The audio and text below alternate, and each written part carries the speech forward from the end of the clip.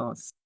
So thank you so much, ladies and gentlemen. Good morning again, distinguished guests, our distinguished speakers and panelists, our participants on behalf of the Society for Corporate Governance Nigeria. I am delighted to welcome you today to another edition of our Corporate Governance Roundtable for Startups and SMEs.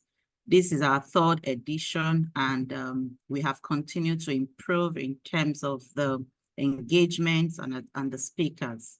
Today's event will bring together thought leaders, industry experts, and entrepreneurs to engage in meaningful discussion on critical roles of corporate governance in fostering sustainable growth and building brand reputation. We are honored by your presence, and we look forward to an enriching exchange of ideas and experiences. As we navigate the evolving business landscape, effective corporate governance has never been more critical. Startups, SMEs are the backbone of our economy, driving innovation and creating jobs and contributing to the economic growth. It's essential to ensure that these enterprises are equipped with the robust governance practices to ensure trust, transparency, and accountability. And for us, those are the tenets of corporate governance. Our speakers today will share invaluable insight on how strong corporate governance can drive business performance, enhance stakeholder confidence, and ultimately contribute to the long-term sustainability. I extend our heartfelt gratitude to our speakers. Our keynote speaker is here, Dr. Bankole. Thank you so much again for your time and for agreeing to share your expertise with our participant and with us today. We hope that this roundtable provides you with practical strategies and inspiration to implement in your organizations. So I'd like to thank everybody for joining, and I would like to also confirm from the technical team if we are set. I know we have done a quick test run with the keynote speaker. So sir, please, can you confirm that you can share your slide? 1 minute, I believe I can. Perfect, perfect. Okay, no, you will need to stop sharing before I can do that. All right, please, Olumide, could you please stop sharing the screen? So we have also shared the program of events. By that, I mean the brochure of event that shows the event flow for today's roundtable. So please take time to look through the documents shared by Olumide. But again, we can also have it on, yes, I think it's there on the chat box. So please, you can download the program of events with the link on the chat box. So we can also use the chat box as a means of communication. If you have comments, questions for the speakers and our panelists, you could also drop it on the chat box. And I see we also have the Q&A box as well. The admin and technical team will be on the lookout for your comments and for your question, if any. So thank you so much for joining. Dr. Bankole, if you are ready, I'll move the button to you. Thank you so much.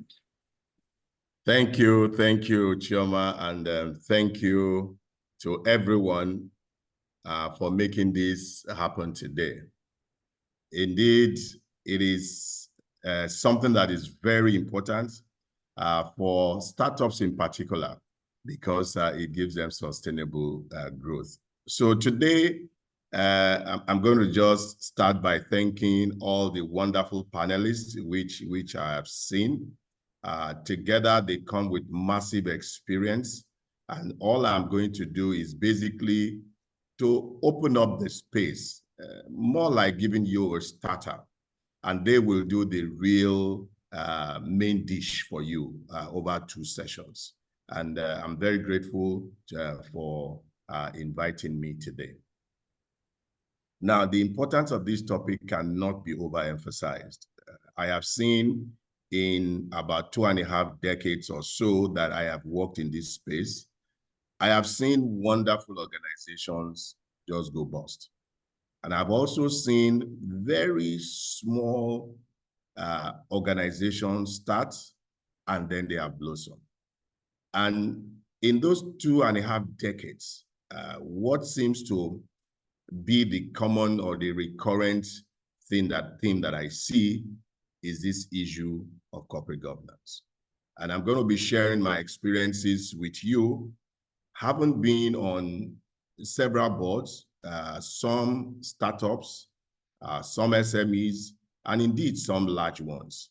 And for me, I have come to this realization that it doesn't honestly matter whether you are small, you are big, you are just starting, you have been there for 100 years. That common denominator of corporate governance is still the same and has the same importance for all businesses. So come with me as we look through this topic today. Now, what I have done is to look at this topic from 3 different angles. We talked about reputation, about trust, and then about sustainable growth. So I'm going to then tie all of that together using corporate governance. And I'll use examples of some of the businesses that I've had relationship with. So let's start with reputation. When you hear reputation, what comes to mind? Perhaps you have not been able to sit down and really put it together, but in reality, it's all about the total sum of how your organization is perceived. So whether you think of any organization that you would love to work with, or either as an employee or as a vendor, or even as a partner, what motivates you? Think about it. Is the way you perceive them in the society. It could be that they have reputation when it comes to honesty, or the quality of product that they produce, or the way they treat their employees. Whatever the case, that reputation is very key, and it is something that has to be built over the years. Now, I don't know if you've heard of this best place to work.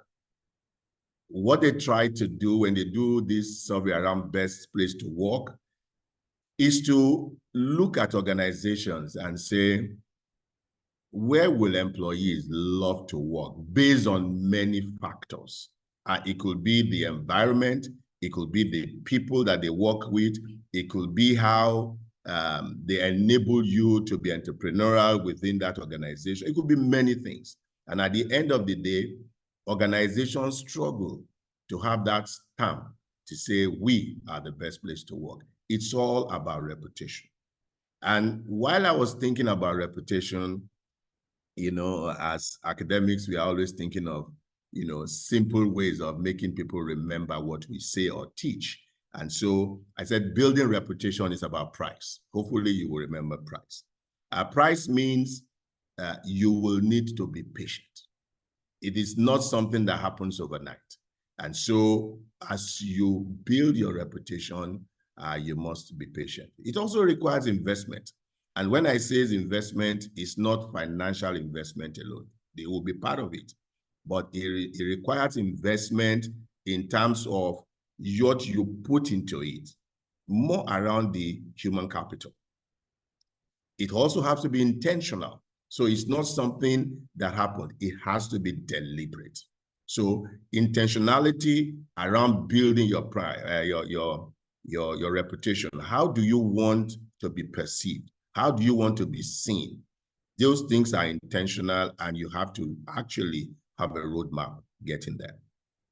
But one thing that is also very important for you to remember is that whilst you can build your reputation over a very long period, this reputation can be damaged in less than a month or very quickly. And we have seen that with many big organizations, both home and abroad. But when you are building reputation, everyone is involved. It's not about the CEO. It's not about the founder. They will play a very key role, no doubt. But building reputation means that everybody in that organization must understand, perhaps, let's say, the vision of the organization. They know what we want to deliver in the space, and everybody must know where they fit into that process. So building reputation is about thinking of price, patience, required investments, intentionality can be damaged, and everyone is involved. So whether big or small, reputation can and must be built from day one.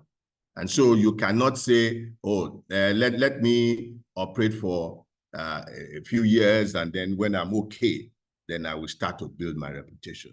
You've already lost the battle, because reputation is built from the day you are seen in the market space. Now, let me move quickly to trust. Now, while reputation is about perception, trust is about relationship.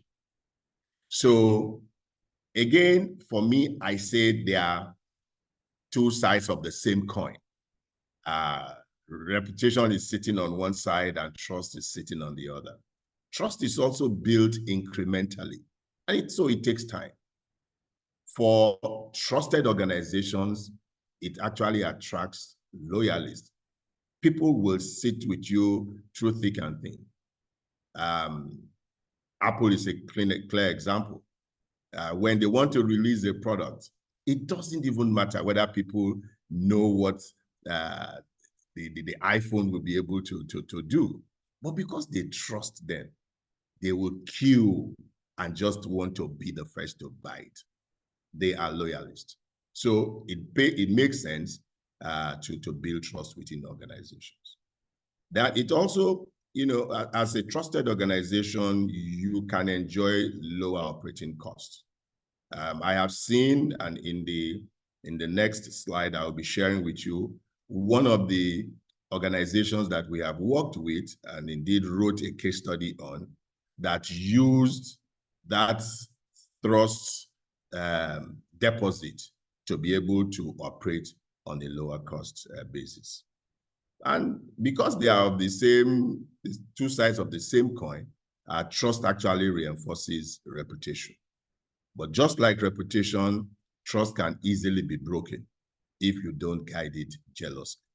So it is very important for us to think about trust, perception, reputation, and make sure that the two of them takes a long time to build. You must guide them jealously, and you must ensure that whatever you do, whether it's with the client, whether it's with your product, whatever, this must reinforce what you have. So Soulmate is the example that I wanted to share with you. Now, they've been in existence for 32 years. They started as a very small company. In fact, Ndukwe started in a two-bedroom flat.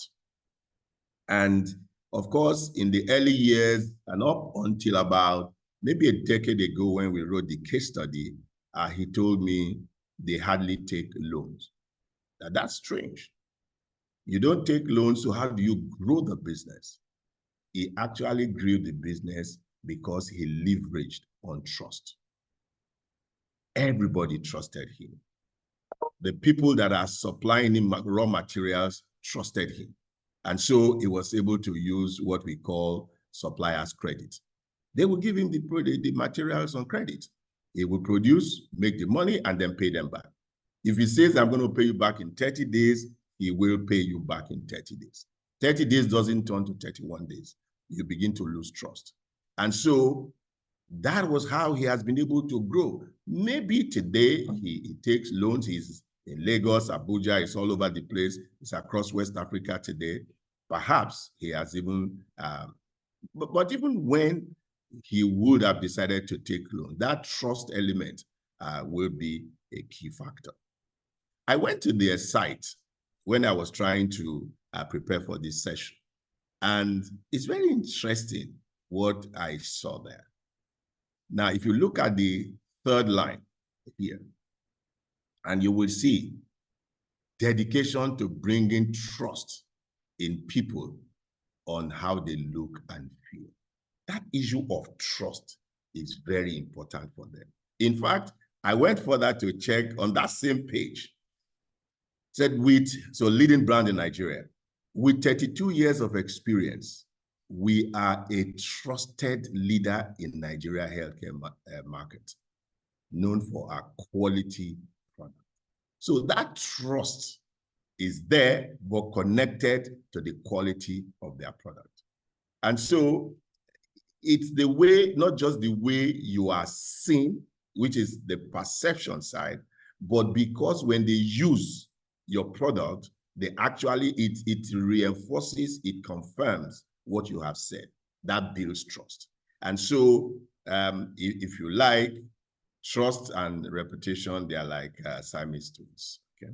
So this is very important. And when you publicly declare this, then you have to live by it. Now, let's look at corporate governance and how it comes into play in all of this.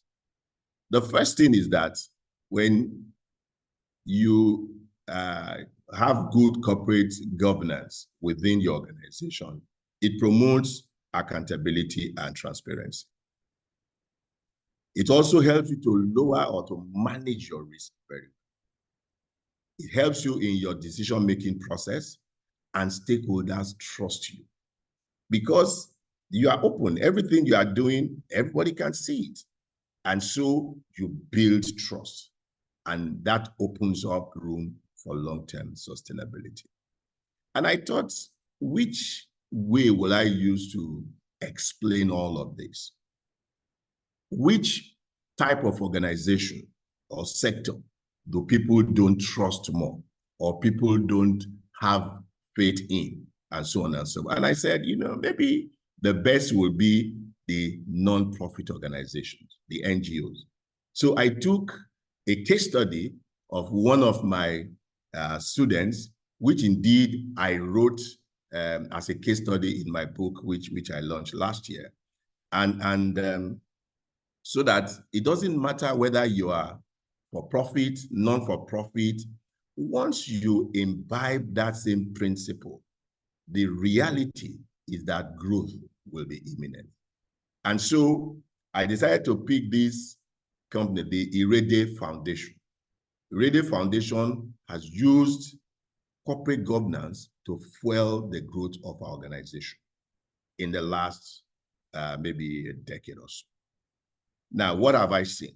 And again, as I was preparing this, I didn't call her. I just went straight to the website. This issue of transparency. Because once we are sure of whatever you are doing, you will easily put it in the open space. So I went to where they said who we are, and I went to the board of trustees. Now, remember, this is not for profit. They actually started herself and the husband, but very quickly they built a board of trustees in Nigeria. And the board of trustees, in fact, I was surprised when I was checking it that the chairman and I actually went to the same secondary school. In fact, we're classmates. He's the president of my cohorts now. And then Angela Ajala also happened to be one of our students in Abuja, but she's running a fantastic business in the educational sector now. So I know a few of them, Fela Durotoye and all. And these are people that will sit down with her, guide her, and show her a pathway. Of course, when I was writing a case study about her, I asked her, how do you determine your salary? How do you do this? She said, my board determines how much I earn. They set targets for me, despite the fact that I'm not for profit, what we want to achieve, and then they help me to achieve those things. Now, imagine if she was doing all this all alone. That would be a big deal. Now, she, as the founder, executive director, she has these 6 people helping her, navigating with her, and making sure that she arrives at the destination, which they all agreed. By the way, her husband is also on the board of trustees. But as soon as they became relevant in the Nigerian space and they are becoming known outside Nigeria, then they also had to seek for a fund outside Nigeria. And then they moved to, of course, US as a natural one. But once they landed in the US, they also had to do the same corporate governance. Very interesting. They set up a board of trustees again in the US, and then you had all these 6 people, guiding, watching, helping, and supporting them throughout the whole process. But this wasn't, where I stopped. I went further in there to check their website. You will not believe it. Since 2013, that's 11 years ago, 2013, I found audited financial statements published on their website. Anybody can look at it. Anybody can check it. No, this is complete disclosure. This is transparency. And that is what corporate governance is all about. This is us. Look at us. This is what we want to achieve. And because of this, she has been able to attract multinationals. She has been able to attract people of goodwill. She has been able to attract people that ordinarily would have said no to a Nigerian non-profit. Transparency. That's the key issue. And she puts everything there. So for me, it is very important as we start the conversation today to think about corporate governance as a thread, even after we have built our reputation, even after we have built that trust, whether from product quality point of view of the kind of service we deliver, whatever it is, showing people who we are and what we do and how we do it in a very transparent way will give them confidence to partner with us, to work more with us, whether they are partners or they are clients or they are even vendors that may want to work with our organization. So in wrapping this up, I would say good corporate governance is essential for building trust, reputation, and long-term success. I thank you for this brief opportunity to say a few words to you. Thank you. Thank you so much. This is an awesome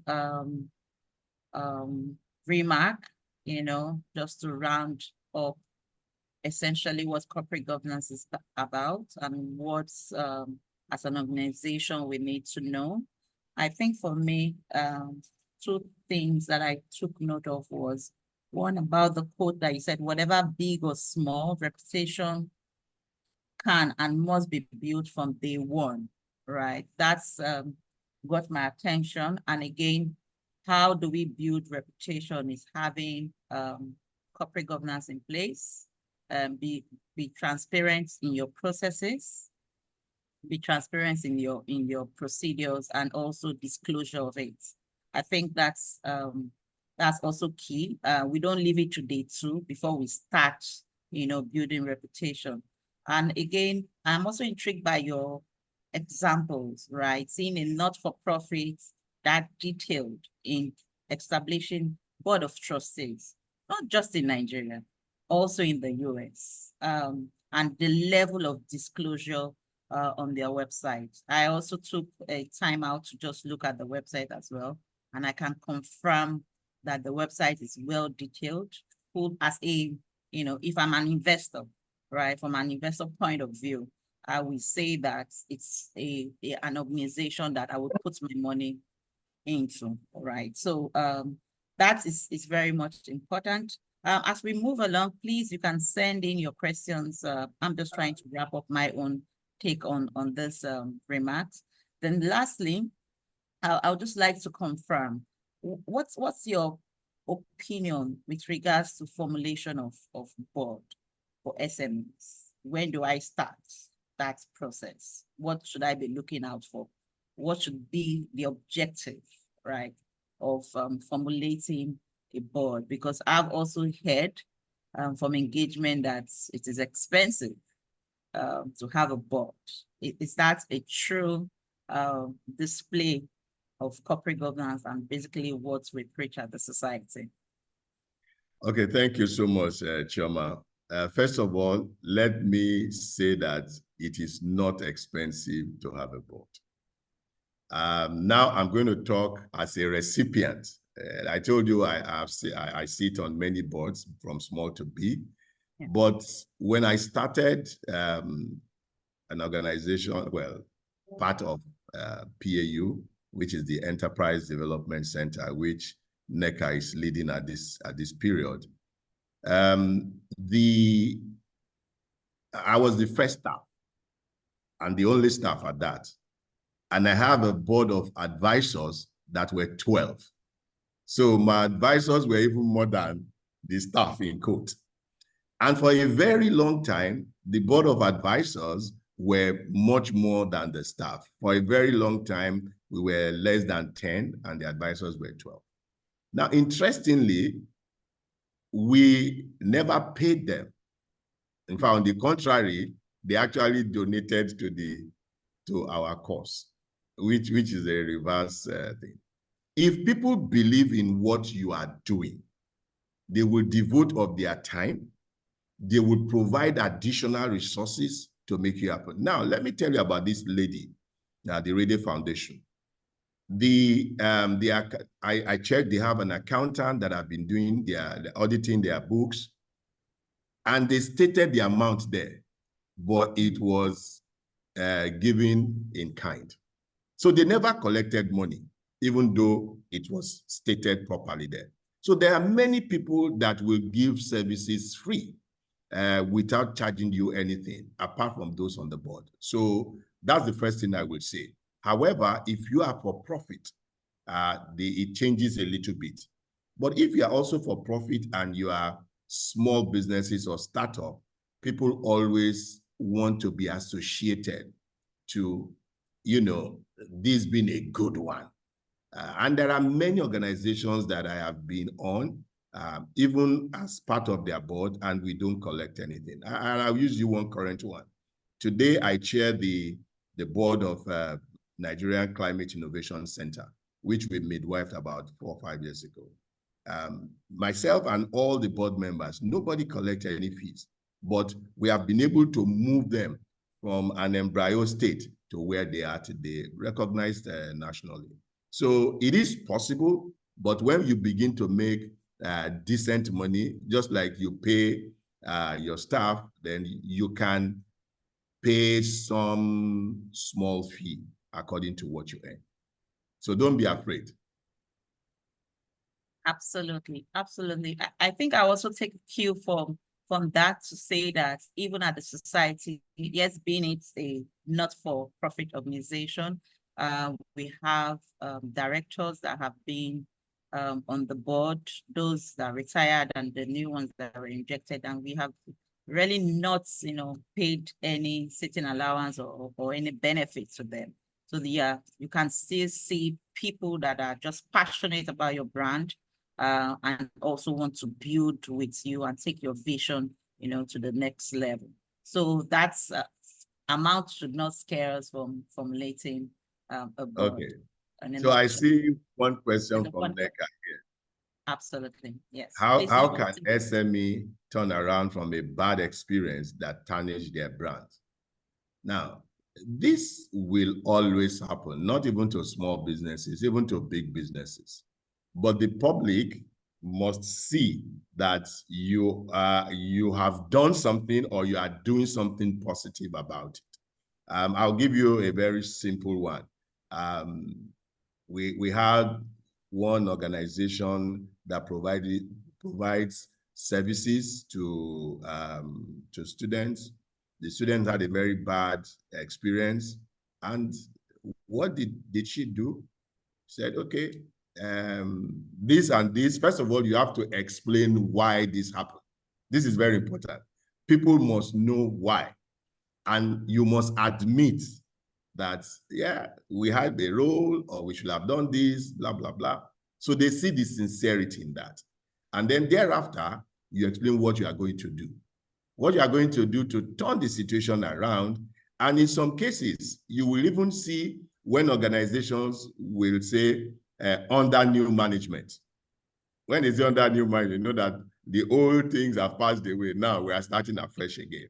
That will send signal to the receiving public. So there are many ways, but when you are small, it's even easier. It's when you are big that is the problem. Think about Enron, for instance. It's not a joke.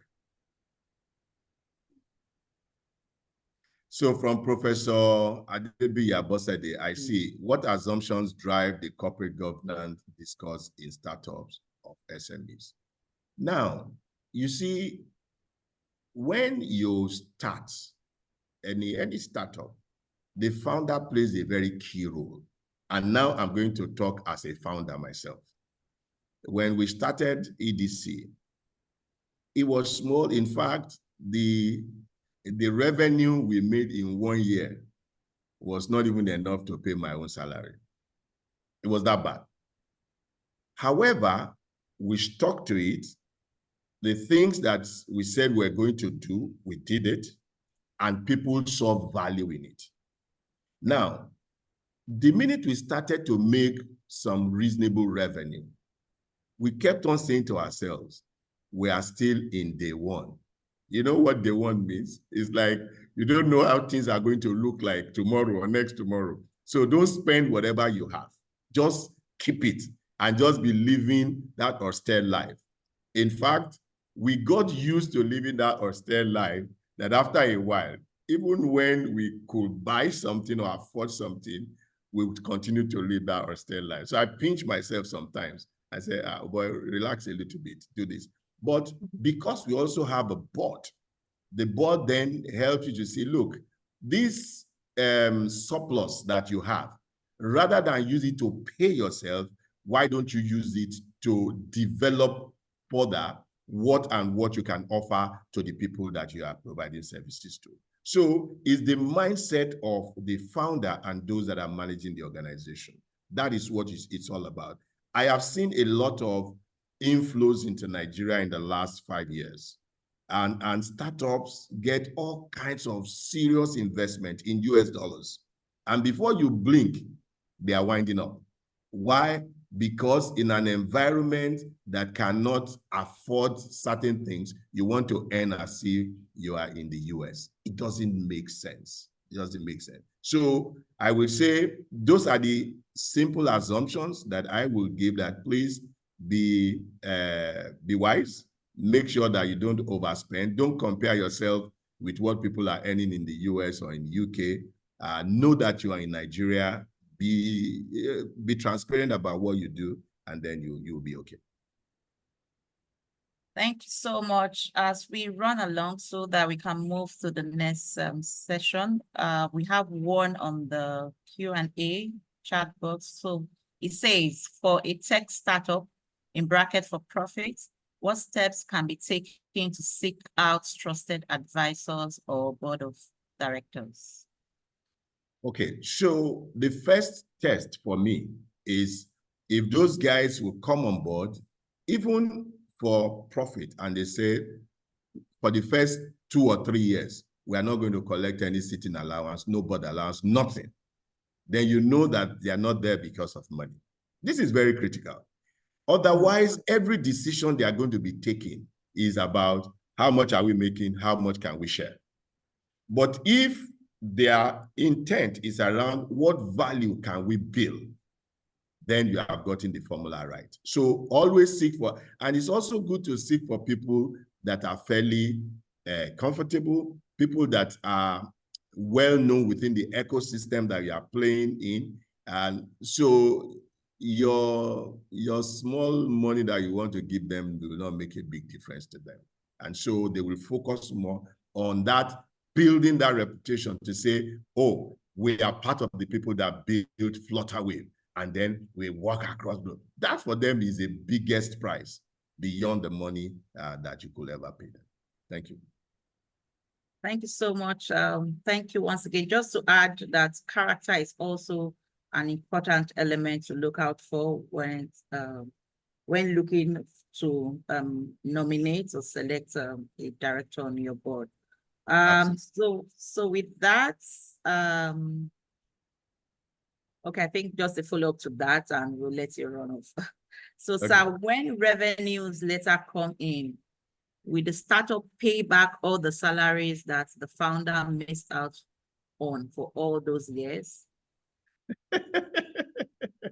Again, this is a very Anonymous interesting one. writer. And you can see that Nneka is already smiling. This is something that we hear all the time. For transparency is good to book those things. That is what we call sweat equity.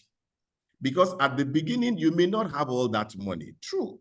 But you are investing your life and everything that you could have. So you put it there and you use it to build that, yeah, you will collect it back, maybe as shares, maybe as payment for your equity, but definitely you won't cash out. Otherwise, you will kill the company. So you have to be careful not to kill the company. Absolutely. Thank you. Thank you so much. I'm pretty much excited. This is just the first speech, and we have had a lot of conversations around corporate governance. And to the participants, thank you so much for your participation. Please keep it coming. On behalf of the board and the members of the society, I would like to say a very big thank you. Just also mention that Dr. Bankole is a fellow of the society, and he has been supporting the society for the longest time. So thank you so much for your time. And with that, I would like to call on my moderator.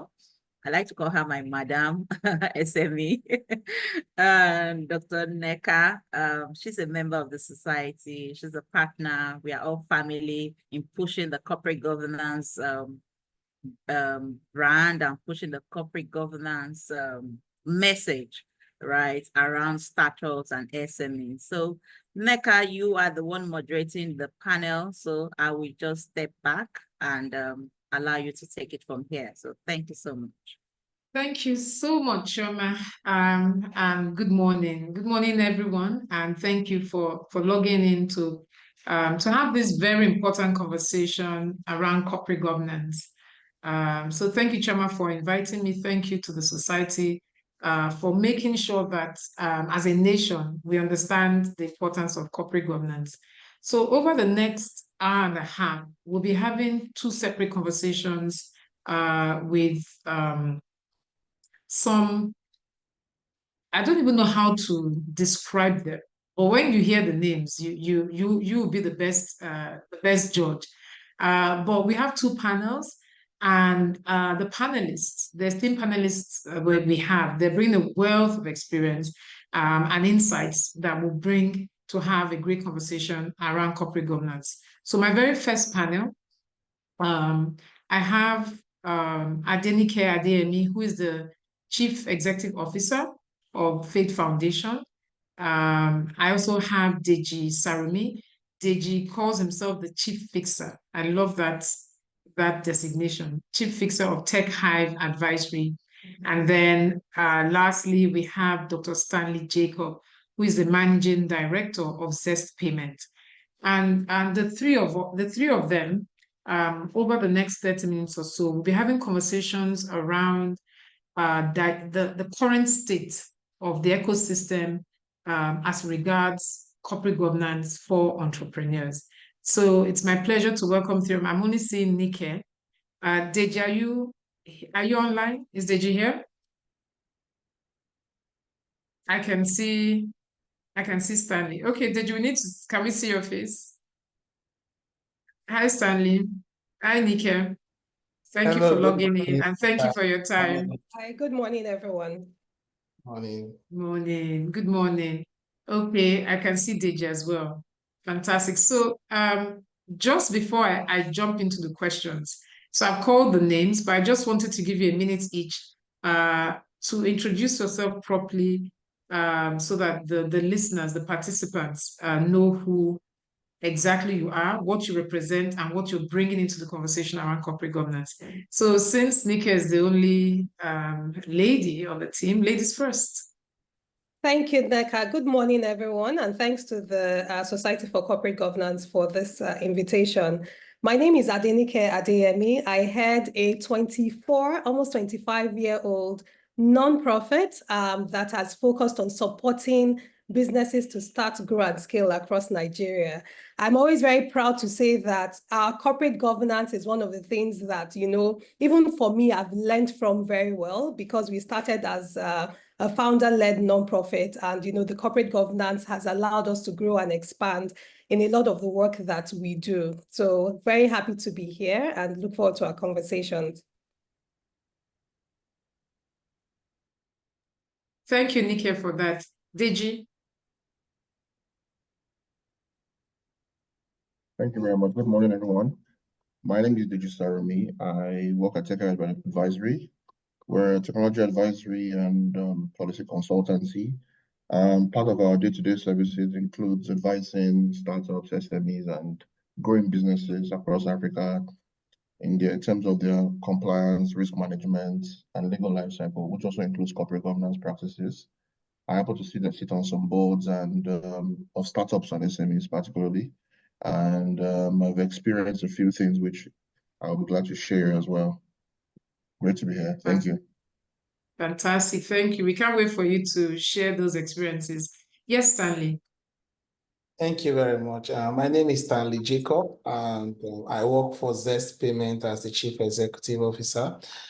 Zest Payments is the fintech subsidiary for Stanbic IBTC PLC, the holding company.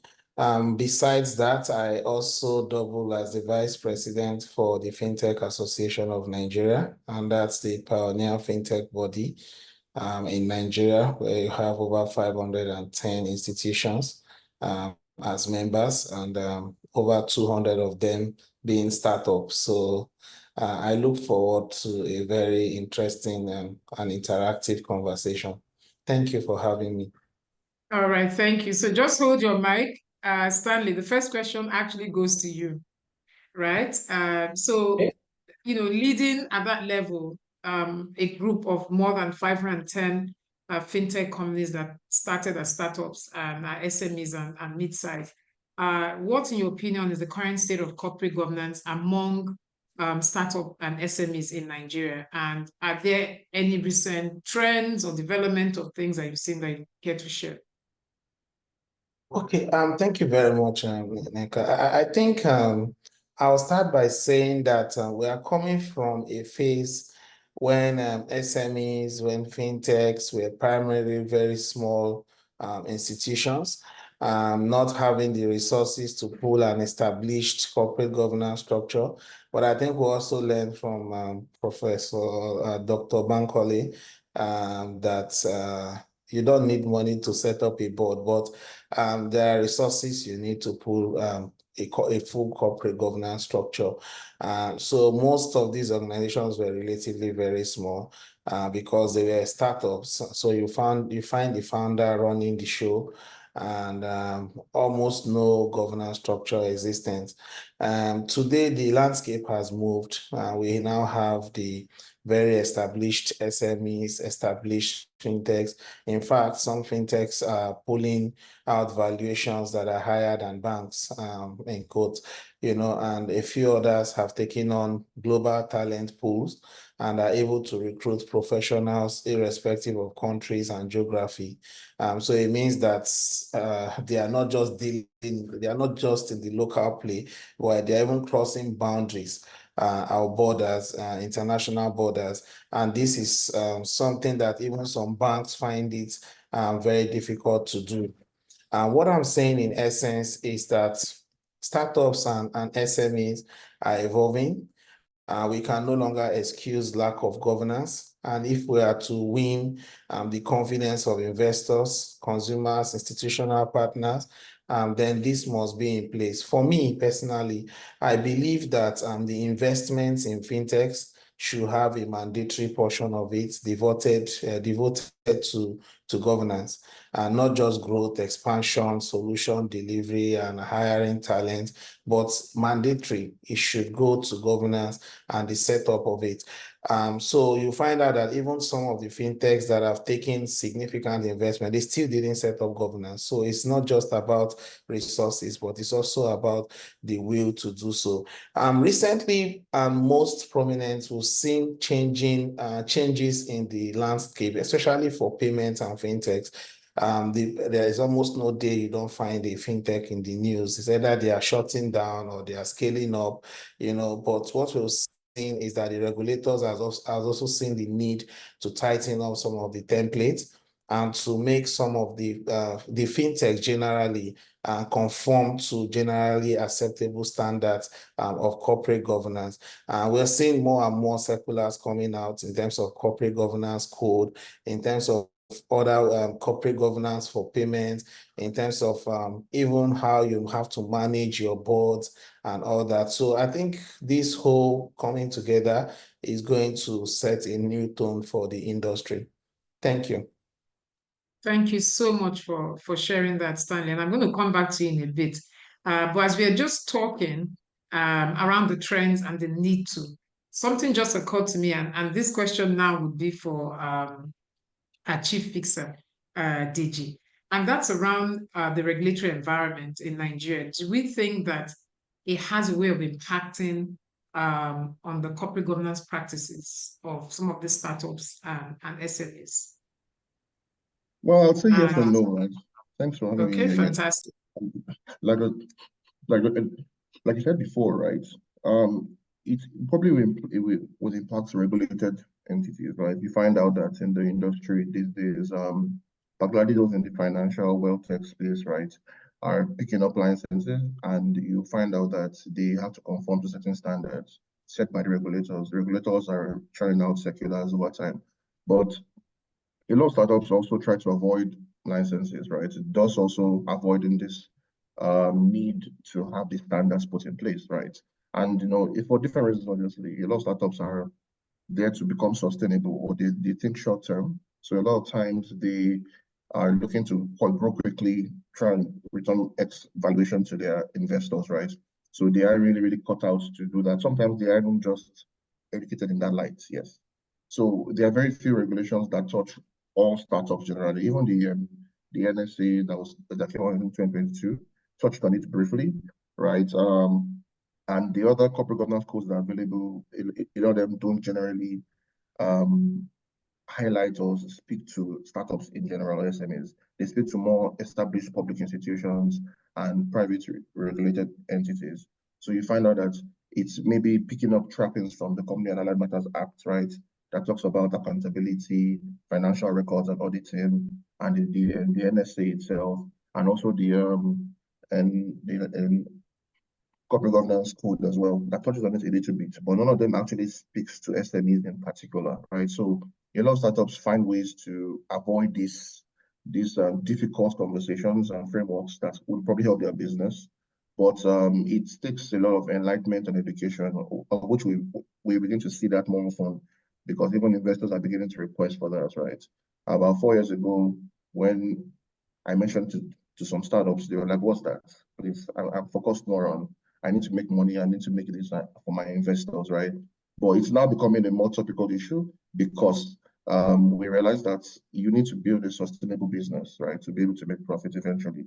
So the tide is turning, and we're seeing more SMEs and startup founders becoming more focused and leading from the front in terms of actually putting ethical practices in place to be able to grow their business and take it to the next level.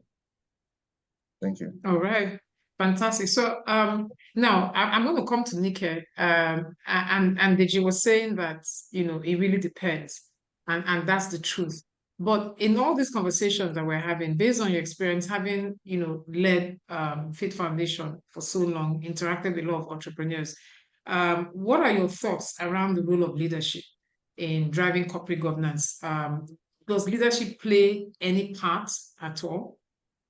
Yes, it does. But before I answer that question, we actually have a new set of guidelines that was recently released by the FRC and the Federal Reporting Council of Nigeria, and they provided guidelines specifically for SMEs. If we think of where we are as a country, we don't have money. We see the fiscal space expanding, so government is going to bring in a lot of regulation so that people can come into the tax net. And part of coming into the tax net means that businesses are going to be encouraged to be registered and formalized in a form of way so that you can also track their revenues and also get the sort of like the tax procedures on that. So last year, I think probably last month or something, There were new guidelines that were released. And what it did was it set out the guidelines for SMEs specifically. And part of it was including things around what are providing guidelines on governance policies, procedures, encouraging the setup of a corporate governance framework, making sure things like delegation of authority was there, succession planning, even providing guidance on encouraging SMEs to set up a board of directors, maybe looking at least 5 members, making sure that there were board meetings that were set up and documented, and looking at things around internal control, ESG, even for organizations that are family-run businesses, particularly which you see a lot of SMEs that are family-started. So we should expect to see, beyond just even the fintech space, even in the SME space, in the drive for regulation and structuring, these are guidelines, so they're not mandated, unlike some more established or larger businesses. And the expectation is that, first of all, the advice is that, we should look at these guidelines, encourage our SMEs to adapt that. But we should also expect that in terms of what we're seeing around increased regulation, like I said, the fiscal space expansion, we should expect to see that at some point in time, those expectations will then come from a regulation space. So that's number one. And then to your question, leadership plays a very, very strong role. When people talk about SMEs, part of the challenge, even for some people that want to work, they will say, one-man business, one-woman business, that person is the sole decision maker. So when you think of corporate governance and the role of leadership, what it does is that it sets the tone that from the top to the bottom, the organization itself, not an individual, is setting the pace for regulation, for regulatory bodies to know that there's a controlled decision-making process. We've talked a lot about investors and funding because people want to know what is happening to their money, and is their money put in a place that's a controlled environment that will enhance the growth of the business and get them returns. Number 3, for staff, we've not talked about that at all. For a lot of businesses, it helps when they know that the organizations they work in, there is a structured process in the leadership. Leadership is not just in one person, but there's a process that is looked at with that. Number 4 is even just the demands of where we are, even just environmentally, compliance with things like ESG standards as a whole. A lot of SMEs are raising money, they're raising funds, even grants. There's some grants that you receive now, and there's specific requirements that are also there. So, and so when we look at leadership, it is really from those different dimensions to say that there is a control and a process around how decisions are made in furtherance of the business, but also in consideration of all the key people who are key stakeholders to the business, whether regulators, customers, team members, employees, shareholders, and the like. Thank you. All right, thank you so much. So just on the back of that, so are there any examples you want to share on effective governance, and that was driven by very strong leadership coming from the founder or the entrepreneur? Yes, I will share 2 examples. One is on a board that I currently sit on. It's one of the leading indigenous animal husbandry businesses, a 2nd-generation business on its own. It was founded by an individual and his wife, and then the children then joined the board. As the organization then sought to expand after being around for about 40+ years, and one of the things they realized was that the space that they were in was changing, was also evolving. They were looking to get more external capital into the business. There was a lot of increased technology adoption within their space to which they wanted to be able to position themselves for. But also even in terms of change management, because some of the staff, for instance, in the organization have been working since it was founded. And so as the leadership was changing, they also needed to understand and appreciate that. And so one of the decisions that they then took was to bring in external people outside of the owners of the business to then provide guidance and structure within that. But the way they also did the corporate governance was looking at things around internal control, things around risk management, and so that it wasn't just looking and say, okay, the board was the corporate governance, but saying, how do we change our systems and structure to build the business of the future and to make sure that the business was still going to be around about 50 to 60 years. So that for me is a very good example, because even right now, they're now very attractive to investors who are now saying, oh, they're not just going to give this money for a family, but they're giving this money to a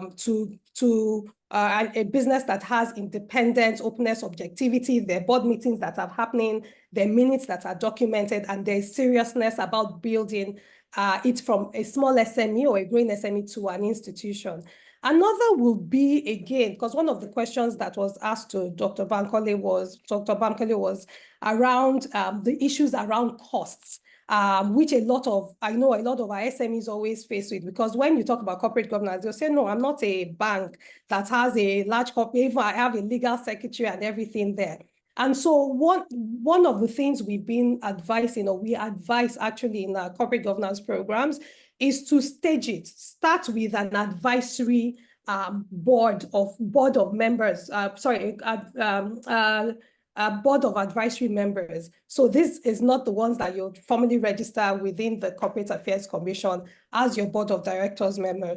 Set in place a structure with which you're meeting at least 3 times a year, define the standards in a way like a formal board will be, but it also helps you with that. And we have several of our SMEs who are doing that, so that they also, it's almost like a midway into the process, but they're still embracing what a standard corporate governance process will be. They're bringing 2 or 3 other people into their business, and we have quite a number of our SME business who are doing that at the moment. And I'm happy to even share some of the examples later on practical steps to adopt to make it efficient, less expensive, and also what do you learn from it? Thanks.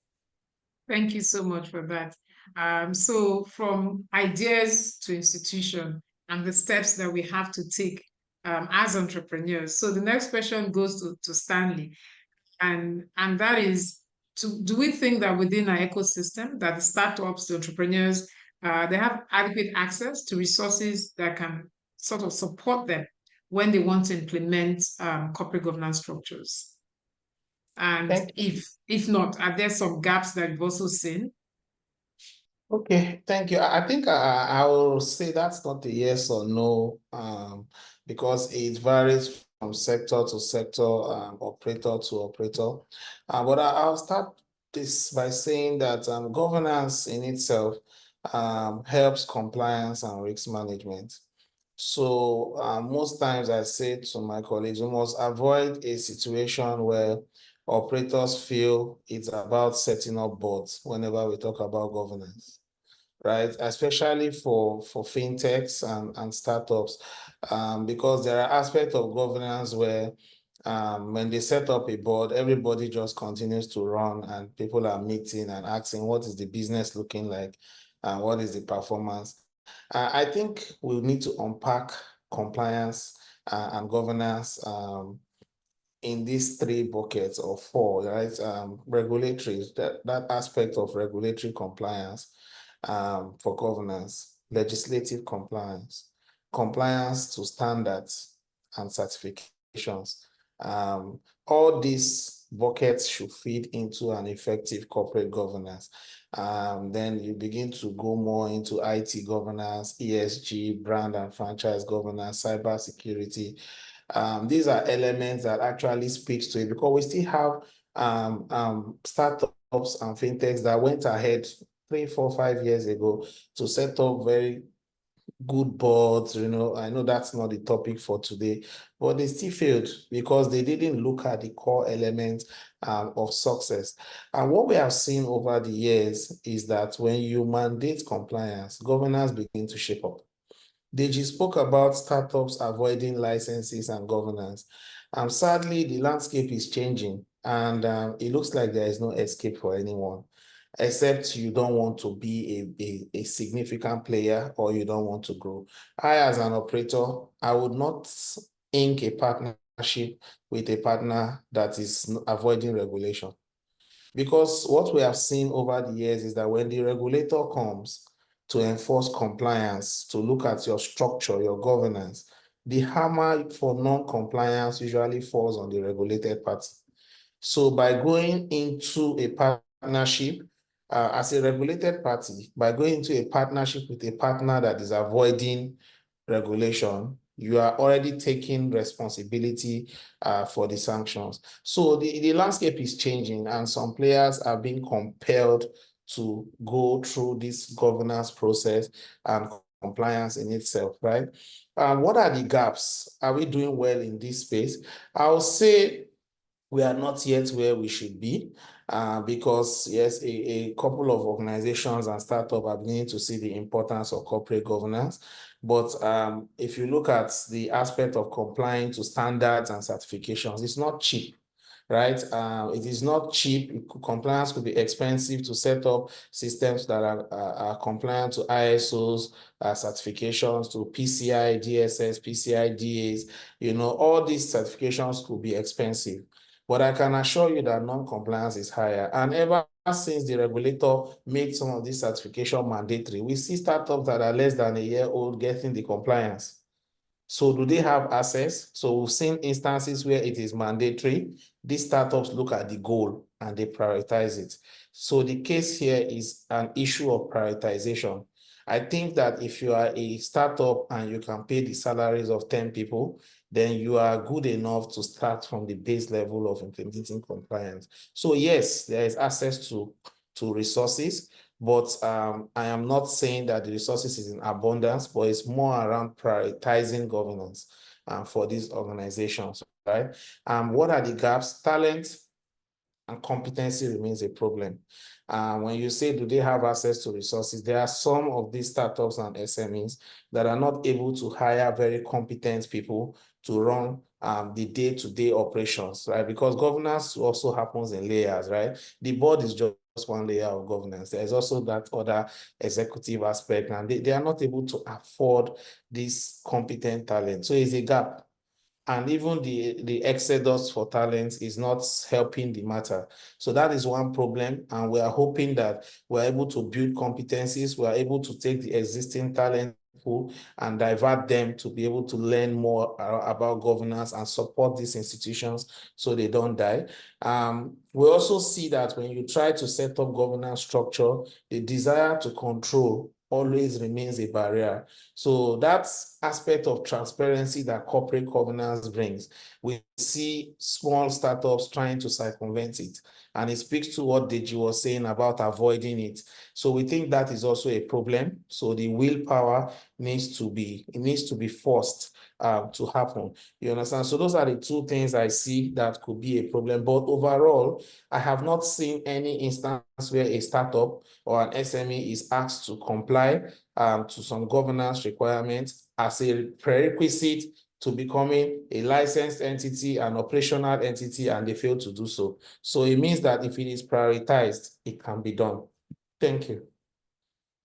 Thank you very much for that. And I think that's exactly what Rotimi Adedayo was saying. So Rotimi is saying that he thinks it needs to be made a requirement. So I have a lot of questions to ask the three of you, but it's not all about the questions I'm asking. So this is a conversation. And I'm going to start taking questions now from the participants. I see one in the Q&A. From Uche. So Uche is asking, what should be the expectation or task of the advisory board corporate governance, and how do they check performance of the organization? So Nikia, that question is specifically, they said to Mr. Adenike, that question is to you. And then the other questions, so let me read them out and then just sort of share them.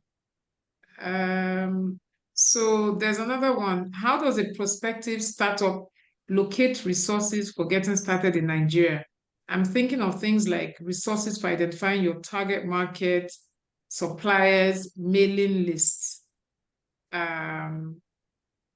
Yes, so those are the two questions for now. Okay, so Nikia, you have one, Stanley and Deji.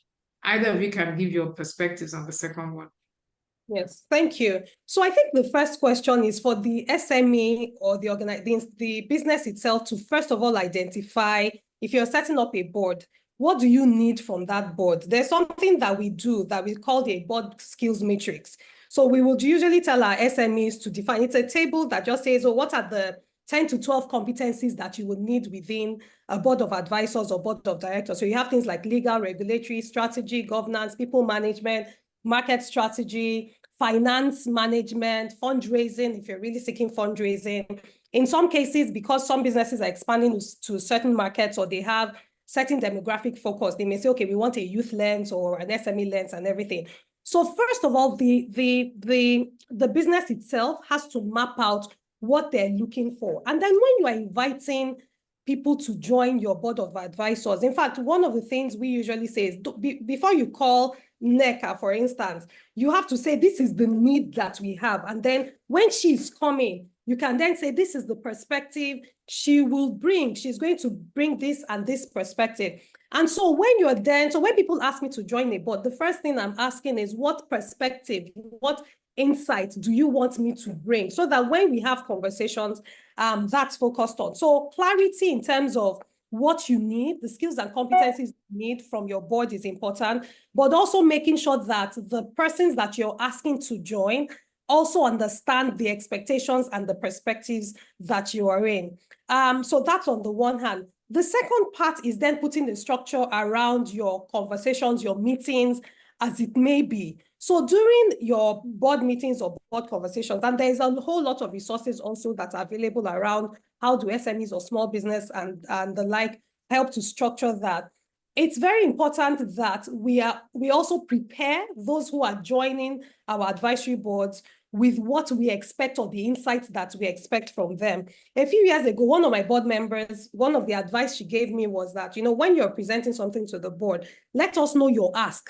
Is this information you're sharing? Do you want a particular perspective or input or insight? What do you want to follow up with me on that too? So making sure that you also prepared as well during the board meetings or the conversations with them. When an SME or startup then progresses in terms of growth and improvement, so the question around performance management, one of the things we do as a board every other year is that we do a board effectiveness review. We get somebody externally who then asks all the board members to say, what do you think we're doing well as an organization in terms of setting strategy, financial management, even chairman and CEO engagement, board committees and the like. And the reason I'm bringing that example is that it's also important for us to then get feedback from the board to say, what are the areas with which we can improve on? Are you even onboarding the board of advisors? So you start a new board. Do people even understand the expectations from a corporate governance point of view in what's expected from them as board of advisors? You can get people that can come and provide, even if it's a 1, 2, 3 hour training. I'm sure that's also part of the things that the SPG does to give perspectives to the board members and also the business, the management team themselves on what the expectations are, and then check in on that, because performance management for each business will be dependent on where that business is and what they seek to then achieve in the mid to long term. Fantastic. Thank you so much. Deji.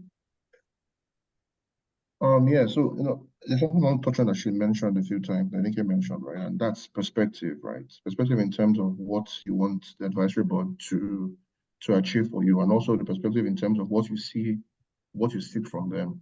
And one thing I've come to realize a lot of times is a lot of SMEs and founders, the issue of control, which Stanley mentioned, just control. Because at the end of the day, I've had a founder tell me, well, they'll tell me what they want to tell me. I'll do what I want. If it's advisory, they just advise me, right? They can't force me, right?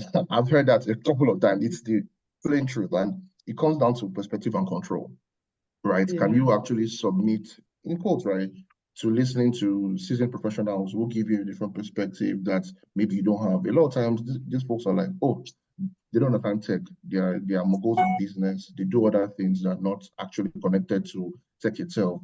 But tech is an enabler, not the actual infrastructure that you use to build your sustainable business, right? And I've come to realize that founders need to understand that what they seek from these advisors is perspective, and they need to submit, in quotes, to this advice a lot of times, take it into serious consideration when actually gathering the board together and having advisors advise them on different matters. But it's a matter of perspective and control, how much they want to control the business and not actually listening to the advice professionals and experts out there. On the other question that was asked, right? I don't mean to sound somehow, but I think any startup founder will ask me this question: isn't already started startup yet? Isn't already started business, right? Particularly from the point of identifying the target market, right? I expect any founder come to talk to me, right?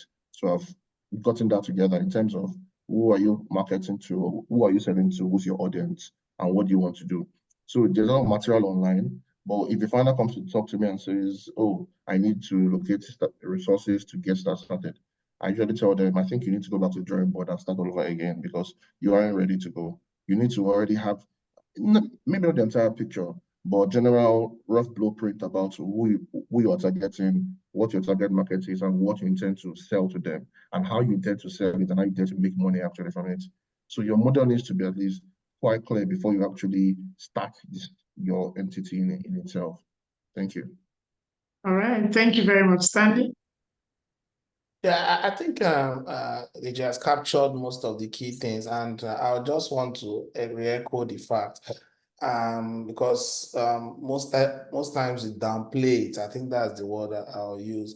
The fact that you can actually go ahead, most of these startups go ahead to set up the board of advisors, board of directors. In fact, they deliberately look for people that cannot advise them. So it's very sad. We think that goodwill should come. I want to also re-echo the aspect of purpose. I think Nike and Deji have echoed that already. There must be that aspect of governance and the purpose that you want these structures to fill. So when we are clear on the purpose, then we just know that the people that are coming on will bring the value. Then lastly, I want to talk about performance.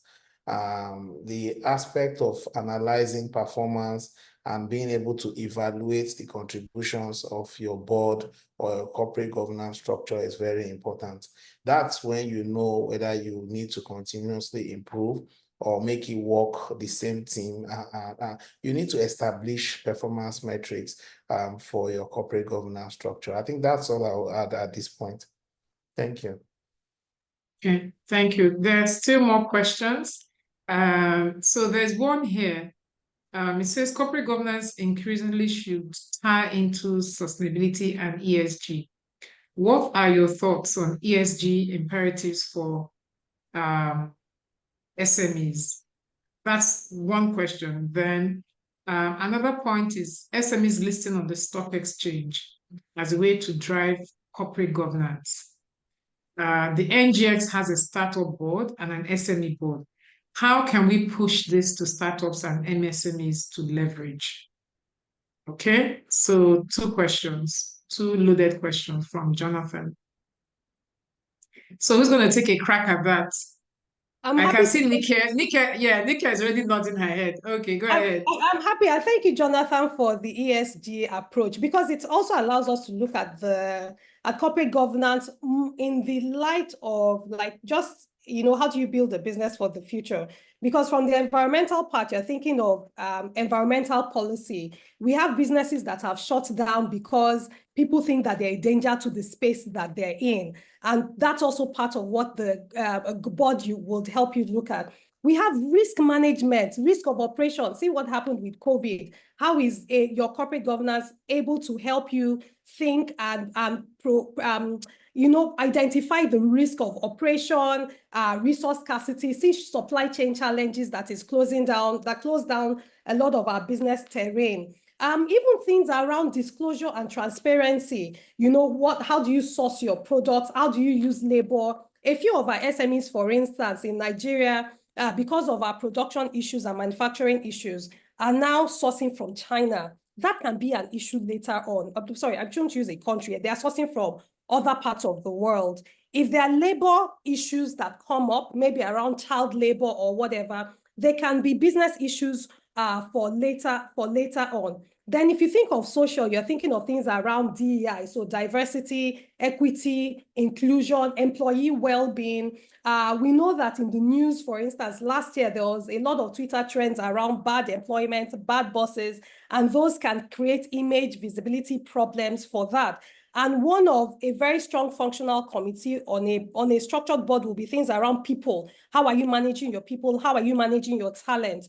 How are there issues around abuse and all those forms? How are you focusing on your customers and the like? And then obviously, the governance part looks at, governance, oversight, risk management, as we've talked. We've talked a lot about internal control, transparency, and reporting. So when you adapt as an SME or a startup, as a business that is seeking for growth, when you integrate ESG into how you're thinking about corporate governance, it will help you to improve your risk management practices. It will help you to enhance and improve how you identify your stakeholders and how you manage them. I think it will also position you for sustainable growth and give you a competitive advantage because your stakeholder communities already feel that you're thinking ahead of the issues that they may have, and you are centering them in the business decisions, and the business is prioritizing that and being transparent. And I think you'll be very attractive even from funding and all of those things. Fantastic. Okay. Did your Stanley, you want to take a crack at the second one on NGX and how we can drive entrepreneurs to leverage that? Well, I think the NGX has two dedicated boards. There's the Alternative Security Market and the Growth Board, right? It came in 2021, I think, right? So listening on the stock will definitely lead to better transparency and compliance. Right? That's definitely the truth. And also, like we said earlier, because of regulation and also compliance, it will drive better corporate practices, right? But there's also the issue with awareness about it, right? Not a lot of startups know about it, right? So there needs to be better awareness by the board, by the government, or there needs to be incentives. I know there are also certain financial requirements and criteria to list and all. That would also need to probably be simplified, make it simpler. A lot of times you find out that startups avoid these processes because it just looks cumbersome. It looks very, very stressful and strenuous. And there will be need for more incentives and a simpler process that will make it easy for them to actually want to list.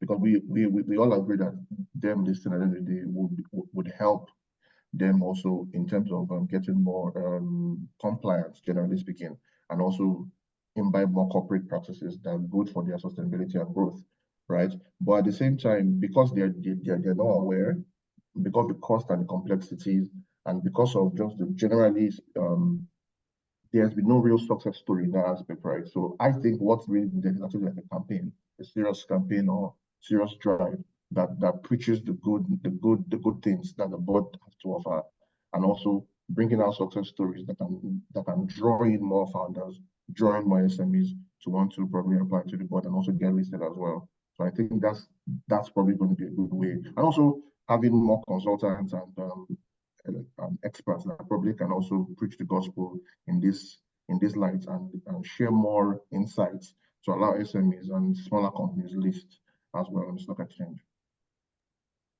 Fantastic, thank you. Stanley? Okay, thank you. I want to say that SMEs listing on the NGX, yes, I hear Deji that there have been no success stories per se, but for me, I don't think it's a bad thing that we don't have that much SMEs listed on the NGX. And it might look weird, but the truth is we are downplaying the impact of the alternate markets, right? And this is about the rise of private equity, right? So if I'm an SME, 1 out of 10 SMEs will go to the NGX, 9 others will go to private equity. So are they getting equity? Are they getting investments? The answer is yes, right? So it might not necessarily mean an outright bad thing when they are not on NGX. 2/3 of investors today, when they go, they take you through very rigorous evaluation. In fact, 2/3 of investors, according to a PwC study, they will always take you through ESG performance, review all those things when they are deciding whether to invest in a business or not. And I want to say this today, we should give credit to some of our investors because in trying to invest in some of our startups and SMEs, they have forced them to conform to some levels of governance. This is not something that will downplay. Of course, that's also what will happen when these companies choose to go to NGX. So whichever way you choose to go as a company, whether it's private equity, whether it's NGX, anyhow you choose to raise fund, I think there is still that level of scrutiny that takes you through the governance part at different levels. My view is that incorporating, giving SMEs opportunity to access funds, access capital, regardless of the market, should be welcome, especially in a developing economy like ours that needs a lot of foreign direct investment. Thank you. Okay, thank you very much. So there's a question in the Q&A around company secretary. What are your thoughts on company secretary for small businesses? That's one. And then another one was, would you say, from Aduari, would you say regulatory bodies making corporate governance practices mandatory for SMEs will help to drive compliance more and lead to a more vibrant economy? And then the next one from Alberto is, what are the strategies to adopt and engaging prospective board members? And then lastly, there's one from Jonathan. Corporate governance reporting is also another strong emerging area in strengthening corporate governance. This is linked to the conversation on performance assessment for our boards. Okay, so I think that's all. Yeah. Who wants to take a crack? Company secretary was the first one. Do we need company secretary? As small businesses, startups, the person feels that it's expensive, but is it really a requirement? I don't think it's a requirement currently for small businesses to have that. It's for public listed. Sorry, Deji, can you speak up a little bit? I'm not really hearing. Sorry, Yeah. I don't think it's not a requirement for smaller companies now. It's no longer a requirement for them to have a company secretary. It's a nice to have, but it's no longer a requirement by the law, right? It's for listed and public companies that you should have company secretary. So I think legal advisors or whoever they have on retainer or case by case basis can also fill this role and keep them informed and advise them appropriately when it comes to corporate governance standards. So I don't think they necessarily need to have a company secretary internally if they can afford it, right? Whoever their legal advisors should be able to also provide that service. But once they decide to start getting licenses, regulated entities would definitely require that service. So depending on how you want to play, like Stanley said, if you want to keep on growing, you have to play in the bigger spaces. Then you'll probably find the need to have to actually get that particular role filled by a particular expert in the field as well. So yeah, that's about it. Okay. All right. So the other one was around regulatory bodies making corporate governance practice mandatory for SMEs. Will it drive compliance? Is it likely to lead to having a more vibrant economy?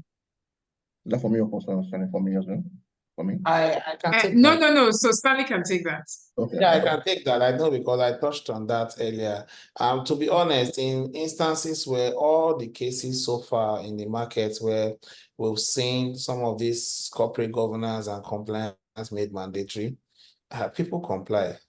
Maybe it's a thing in this part of our world. I think it should be whatever it is that will break an organization. If you don't do it, should be mandatory to be done. We have to safeguard the ecosystem for all.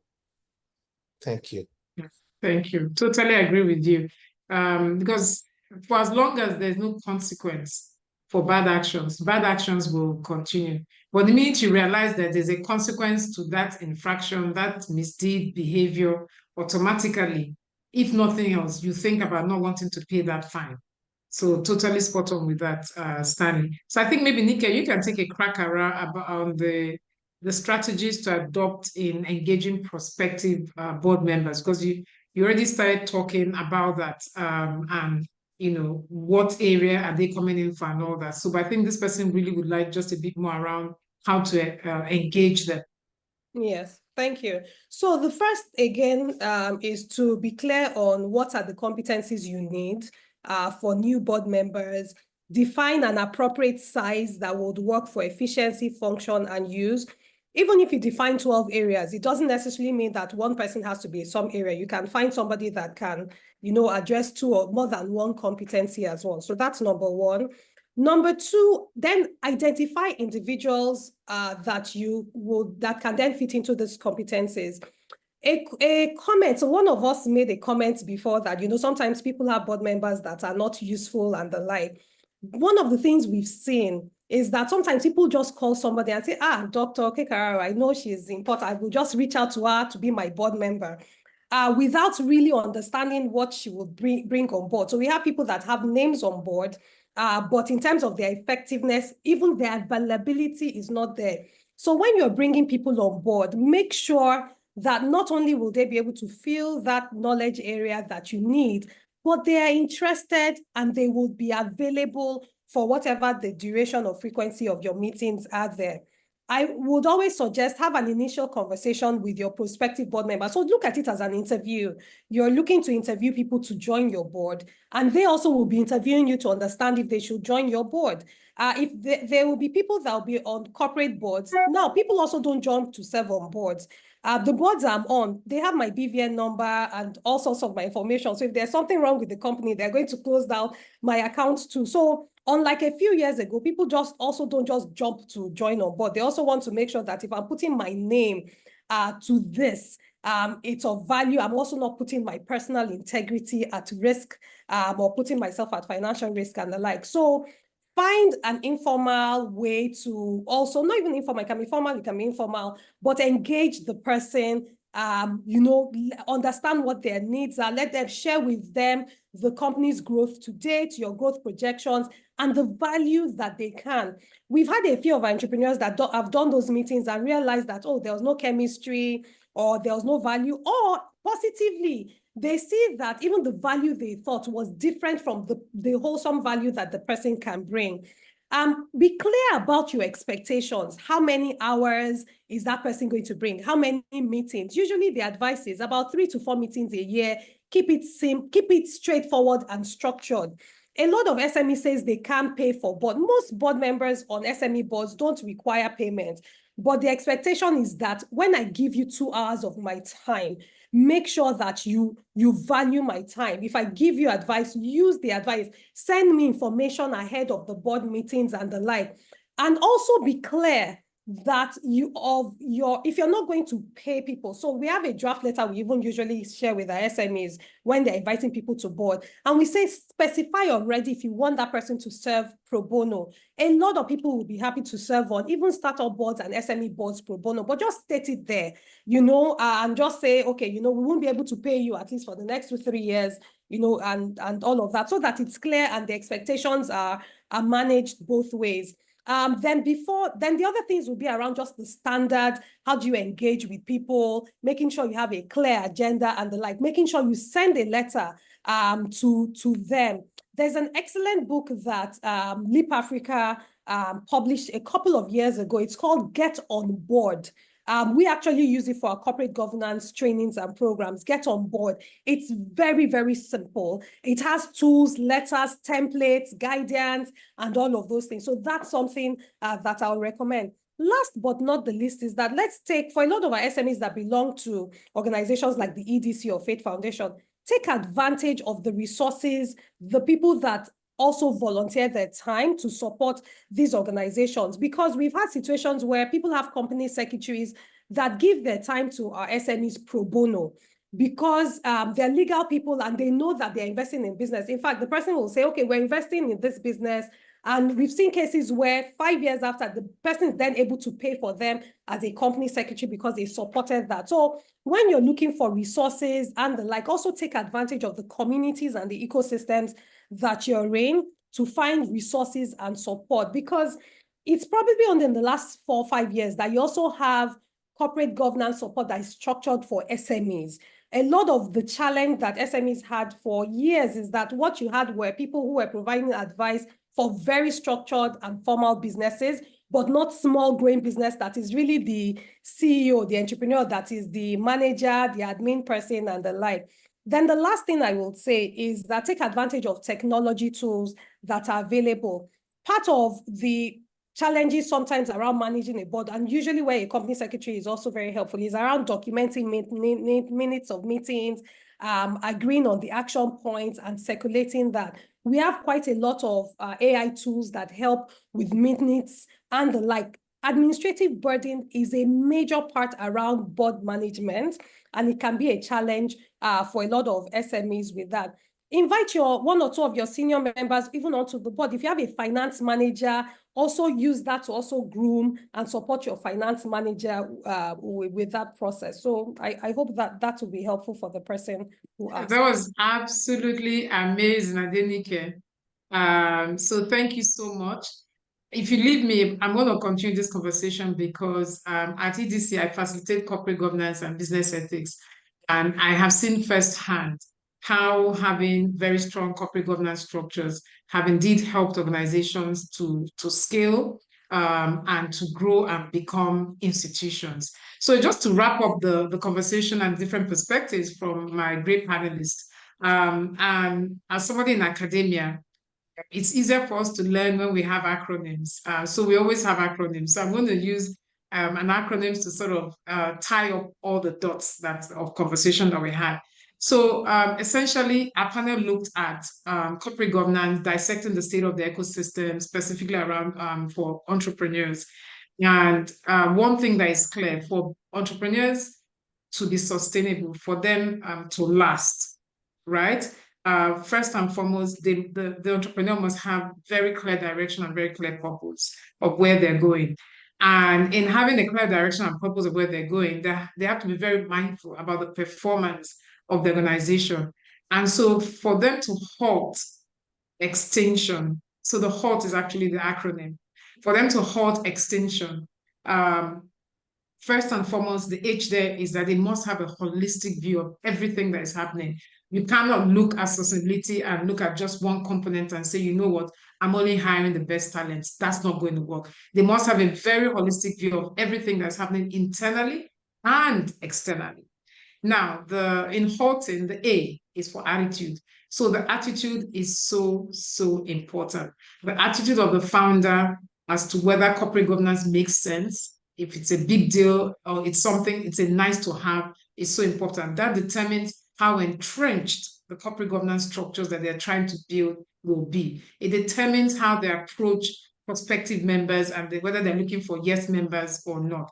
The L is back to the leadership. So the leadership of the founder, the leadership of the management team, it's so, so important. And when we talk about leadership, one thing is critical here, and that's the second L, and that's letting go of assumptions that they have. A lot of founders start businesses with a lot of assumptions. And because of that, even if the greatest advice is staring at them in the face, they don't take it because those assumptions have clouded their perspective and their thinking. The T, people ask, when is the best time to start? I'm too small. It's just me and, my driver. It's just me and the sales girl. It's just me. So the T is for time. The time is now. Right? The other best time would have been yesterday to start to think about it. And then the last is the S, so it's HALTs. And the S is for the structures. Corporate governance is okay, but it's not going to work in isolation. You must have built the right structures. And when we talk about structures and systems, we're looking at structures, your accounting structure, your talent structure, your legal structure, your operations and your processes. How is that? Right down to your social media structure. If you haven't put those structures in place, sustainability is not going to be something that will help you. And so in wrapping up this, I'd like to say thank you so much to Adenike, to Stanley, and to our chief fixer, Deji, for sharing your perspective on this conversation and for helping us bring out some of this essence as to how we can help halt the extinction of a lot of indigenous startups that are starting in Nigeria. Thank you so much. And at this junction, I'm going to hand over back to Chema from the society. Chema, over to you. Thank you. Thank Thank you you, very much. thank you so much. Thank you. What an experience, I'll call that. Indeed an experience of 40 minutes drive of corporate governance, the essence of it, and the engagement with the speakers. Thank you so much, Adenike, for the passion. Thank you so much, high five for also the passion. Thank you, Nneka, for doing justice to this session. Thank you for the questions and also the direction which you took us through. So very, very important notes. Just for me, I'll just pick on one which says that corporate governance is not only about board formulation. I think that's got my attention. And we also need to look at the issue around risk management, the issue around compliance. And we have also put it in 3 buckets: regulatory compliance, legislative compliance, compliance to standards and certification. Because of the nature of this ecosystem, I think those are pretty much very critical elements of corporate governance, right? We understand also that board formulation, board administration, and leadership is also important, but we should not forget the extended advantages of corporate governance. So thank you so much, highly appreciated. I think without wasting so much of our time, and also for the participants, I do like to say a very big thank you as well for the engagement. We have shared some links to some of the resources that was mentioned. One from Nike that spoke about the draft guidelines by the FRCA, and I think we have shared that link. And also the society did a white paper just to review that, that document. We have also shared that link. So please, you could visit the link at the end of this program. So without wasting so much of our time, I'm also happy to have one of the key players of the code that we spoke about, somebody that was at the forefront of it. He will be joining the second session. So, and we have, yes, we are having a bit of a challenge with one of our panelists, and we're just trying to see if she can join. But we have 2 of the other panelists here with us, so I think we can proceed to the second session, and we'll come back for a general Q&A. I don't know if Nneka, if that is okay by you. Okay, so Q&A for the panel that just finished. No, When you say general. The second one, pretty much So everything wrapping up everything starting from keynotes, panel 1. Oh, that's fine. But what we've been doing actually is taking the questions and the comments from the chat box as they're dropping it. All right. So that way, yes. So, all right. So I think we can then proceed. I think she's finally here, and we have other panelists on board. So thank you. All right. Thank you very much, Chairman, and welcome again.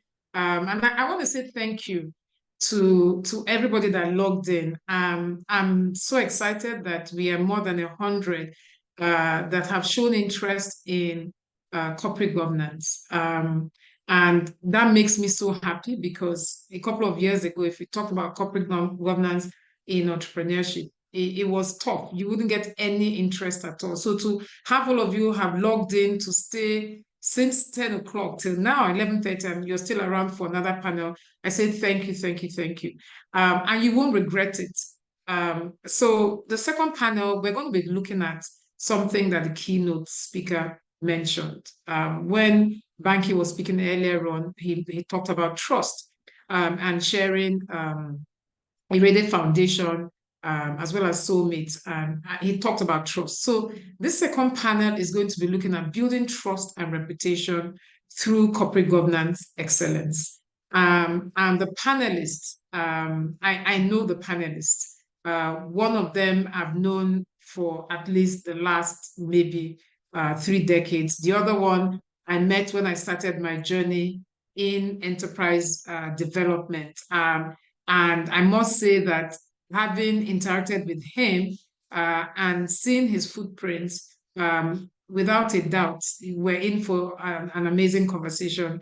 And then lastly, the other panelist, Abiola, is consulting, is extremely passionate about corporate governance. So without much ado, I'd like to introduce our panelists for the second session.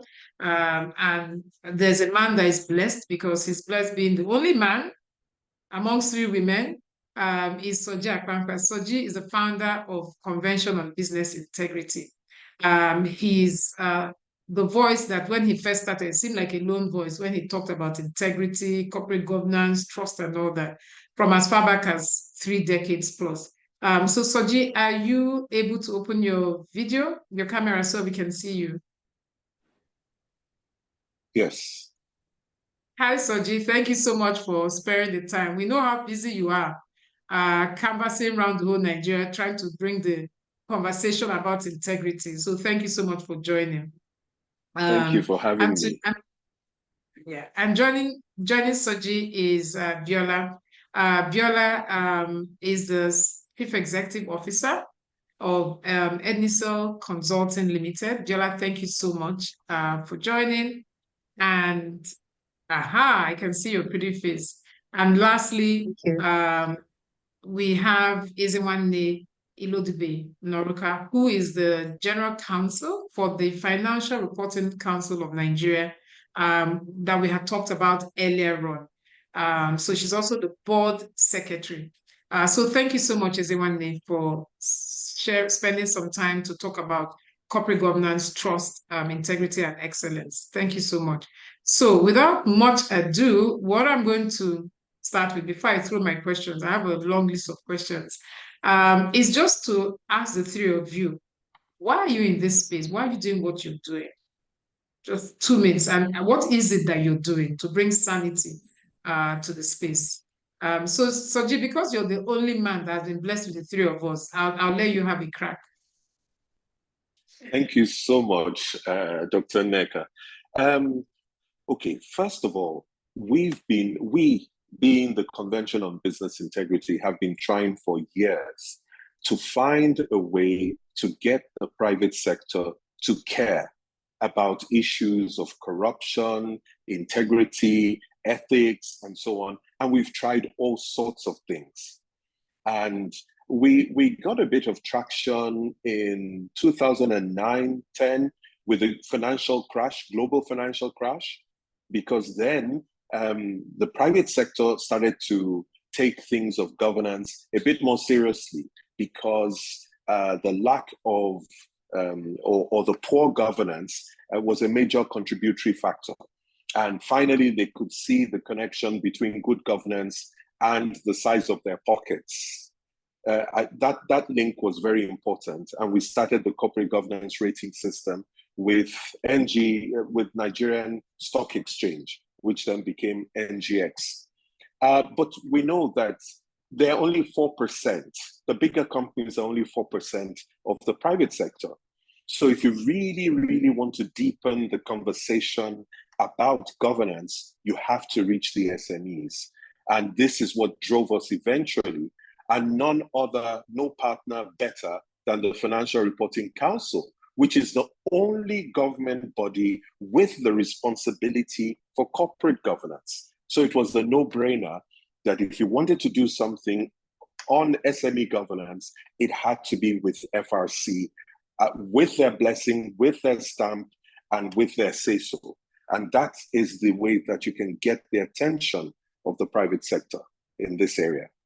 Over to you. Thank you so much.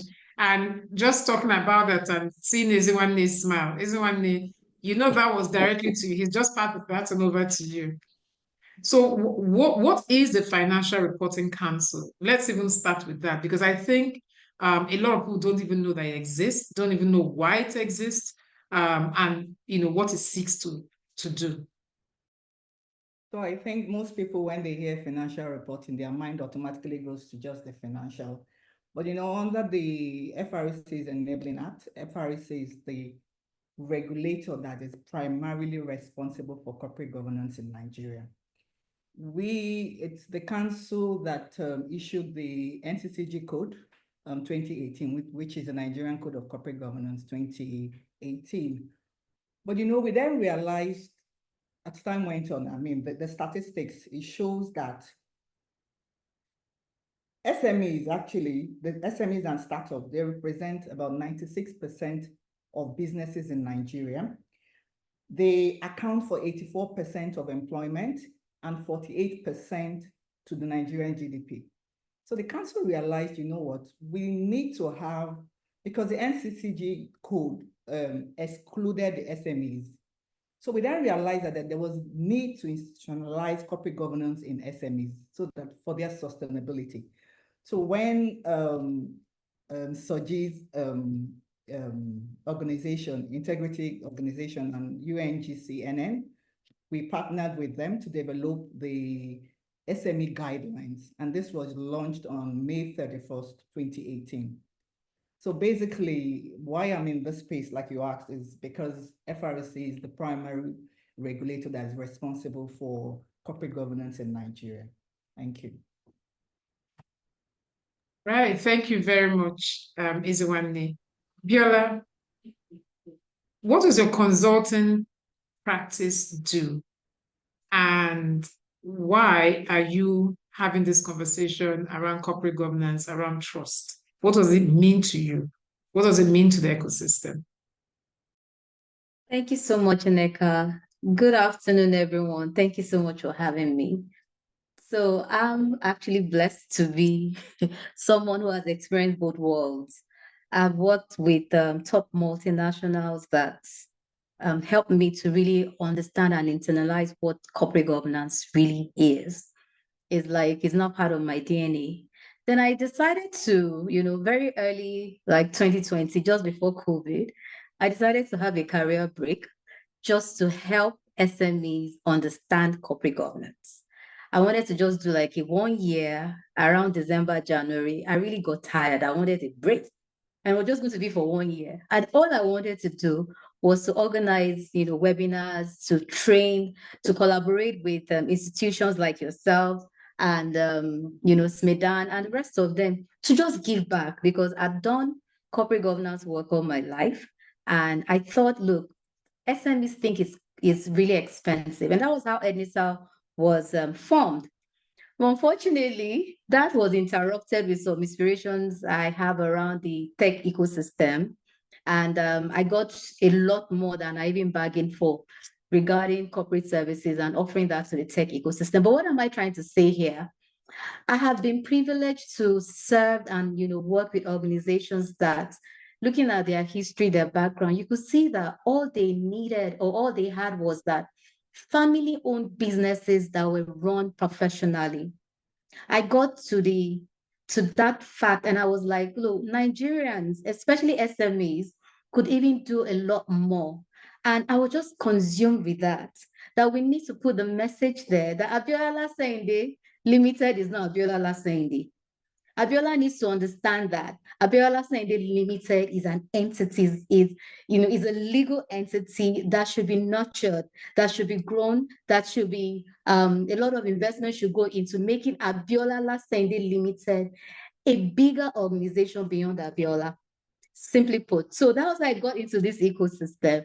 And it's been an interesting journey, combining with all the other things that I do. But in my heart, in my DNA, is corporate governance. Thank you. Fantastic. So don't even mute your mic because I'm still on to you. I'm starting with you.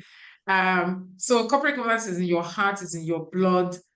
You've been there, done that for decades, took a break in the corporate world, and now realize that for us guys, so I'm a third generation entrepreneur. So entrepreneurship is what I have known since I was a child. Coming from a family who were in civil service and then they set up several businesses. So now my question to you is that how can robust corporate governance help entrepreneurs like myself and others that are online navigate crises that could come from either political, it could be corporate crisis with the economy. How can it help them so that in doing that, and that was a question I think I'd asked the keynote speaker as well, so that they retain their reputation. Because reputation is a big deal. It's around perception. That takes us to what the market or the target market see that you offer. So can corporate governance help? Absolutely. I don't know if you took note of the fact I said my career break started just before COVID. So I left paid employment in December. January 2020 was when I was like just looking for collaborations. And I even went to Deji. That was where we met. And I was like, look, I'm fresh out of work now. I have 1 year. I want to breathe, but I want to invest. I want to give back. I want to run free webinars. And guess what? COVID happened. You remember March 2020, we started a very disruptive period. So I had no clue that we're going to have COVID, but I started running those programs with as many partners as I could, just to demonstrate what corporate governance should be. So we had a lot of small business owners joining that were already facing the disruption. Some didn't have board, advisory board, they didn't have structures. So COVID sort of validated some of the things that we're saying were not too good for SMEs to have. So what am I saying? Some companies believe they are good, but what about the perspective of moving from being good to great companies? Without strong governance structures, you can't not move from being a good company to a great company. COVID caused a lot of disruptions that some companies today, they're either, they've fizzled out, or the ones that survived are still trying, they're still struggling. So our message then, because we ran a lot of those webinars, it was like COVID just validated the platforms that we're trying to set up. So my point here is that if you do not invest in governance, right, you're going to pay for it at the end of the day. You're going to pay for lack of the structures that you need to make your business sustainable, for you to have a good niche, for you to be able to talk about having a market share, and most importantly, to have a business that will succeed and even, make you leave a legacy for those who would take over. So what am I saying? Moving from a good company to a great company also sits on this particular focus, that we're not just good to have, but we move from being good to being great. It's all about governance. Thank you. Thank you so much, Abiola. So it's all about governance. And when we talk about governance, we cannot but overemphasize trust. So isn't it, why is trust so crucial for startups and MSMEs? And how does corporate governance contribute to building this trust? Okay. So before I answer that, your earlier question, I forgot to also mention that prior to joining the FRCN 4 years ago, I was the group company secretary of a publicly quoted company. So in terms of corporate governance, as a company secretary, you're the main person that is responsible for corporate governance in an organization. I'm also the chair of the NBA SBL Corporate Governance Committee. So now to the question that you asked, I think I just need to break down, when we talk about corporate governance, sometimes a lot of people don't understand it. So corporate governance in simple terms is just a set of rules, processes, which a company is being regulated, okay? So it's very important that you enshrine the core principles of corporate governance in your startup or organizations. Now, when you talk about trust, the keynote speaker, when he talked about trust, he said, trust is all about relationship. And it's so reason one, Nick, can you just amplify your voice a little bit? They're saying that the volume is low. I don't think it's from my end. Can you hear me now? Yeah, I can hear you, but I mean, if there's anything you can do, but go ahead. Okay, all right. So when you talk about, the keynote speaker talked about trust, and his definition is that trust is about relationship, and it's something that is built on over a period of time. So what does trust mean when you talk about corporate governance and trust? Now, corporate governance, trust is one of the critical components of corporate governance. And how do I ensure that the public, my stakeholders, trust my brand or my organization. So if you look at, when I started off, I talked about the SME guidelines. I think it's a must read for every person here or who has a startup. Though it's not mandatory, but it's guidelines that we expect each startup or SME to imbibe, because that would then translate to growth for your organization or for your startup or your business. Now, when I talk about trust, what do I need to do to ensure that people trust the services that I render or my brand? So basically, in the guidelines for SMEs, we talked about you having a board. I know I heard people talk about how expensive and all that it is. But the guidelines too talked about having an advisory board without you formalizing it. Now, if you have that, the board actually sets the strategic direction for any organization. So that's why there's a lot of focus on having a board. So you start off in an organization, or rather, I want to start off a business. How do I want my business to become something bigger? For people to trust my brand. So I need to have people that I can go to be able to help me make decisions that will move that brand or my services. So we talk about having board. So you have that, and then we talk about accounting, making sure that your accounts are prepared in accordance with the guidelines that are set up by FRC.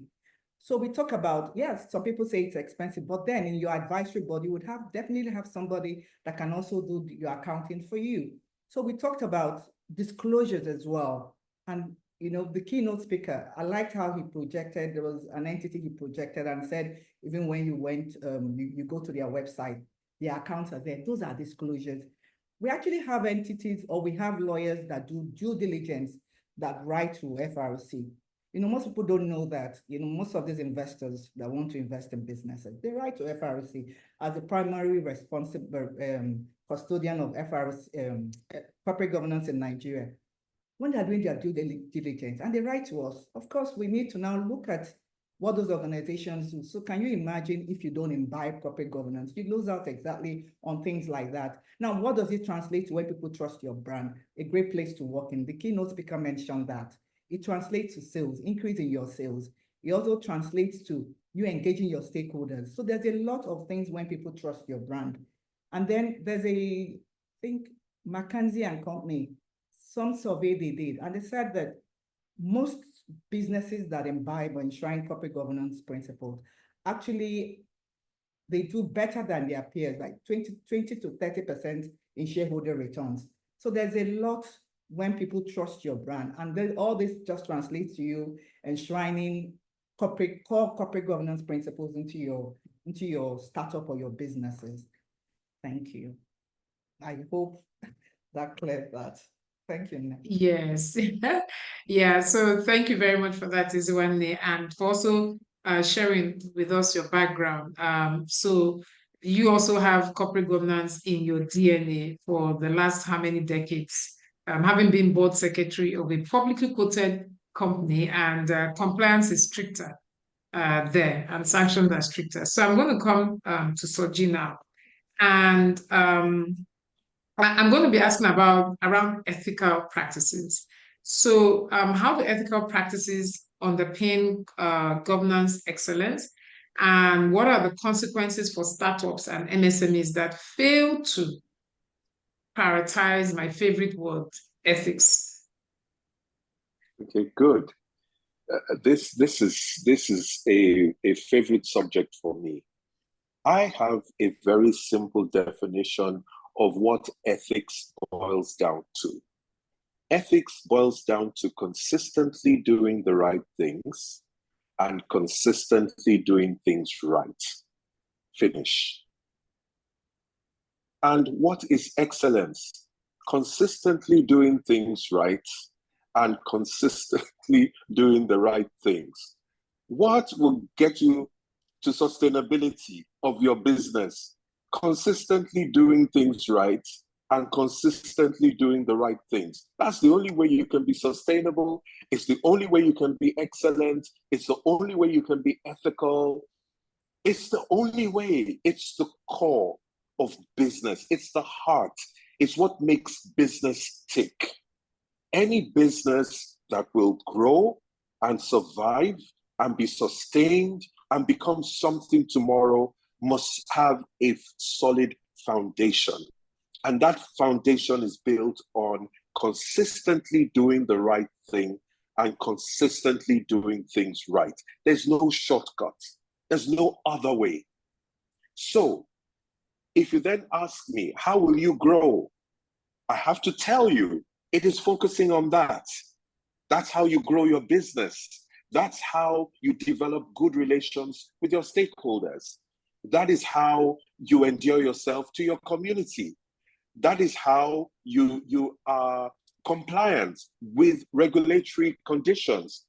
It is the heart of everything you do. So even if you didn't do anything else, but you were able to live up to those two principles, you will tick off all the boxes at the end of the day. So for me, there's no difference between being ethical and being set up to grow, being set up to become sustainable. All of it is aligned from that foundation. Fantastic. Thank you. I was writing down consistently doing the right things and consistently doing things right. Doing things right. And truly, yes. when we sort of, unpack, those few words, there are not that many words. That's just what it is. Because with that means that whether anybody is observing, watching or not is irrelevant. The day will come when, because of that consistency of doing the right thing and doing things right, any opportunity that presents itself, the right foundations have been set. And you're so spot on with that. So thank you very much for sharing. Abiola, so the next question I have is for you. I will be taking comments and questions from the audience shortly. So please, you can go to the Q&A function and drop your questions, and I'm going to be taking those questions shortly. So Abiola, the next question is for you.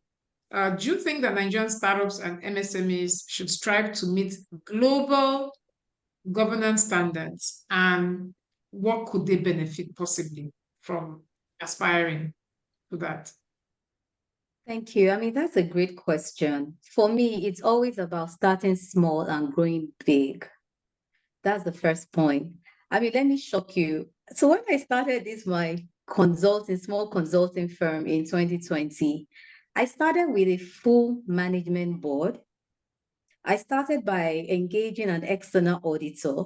My friends were like, Biola, you said career break. Why are you spending money and doing all this? I'm like, look, if governance is in you, you have to be the first person to model it.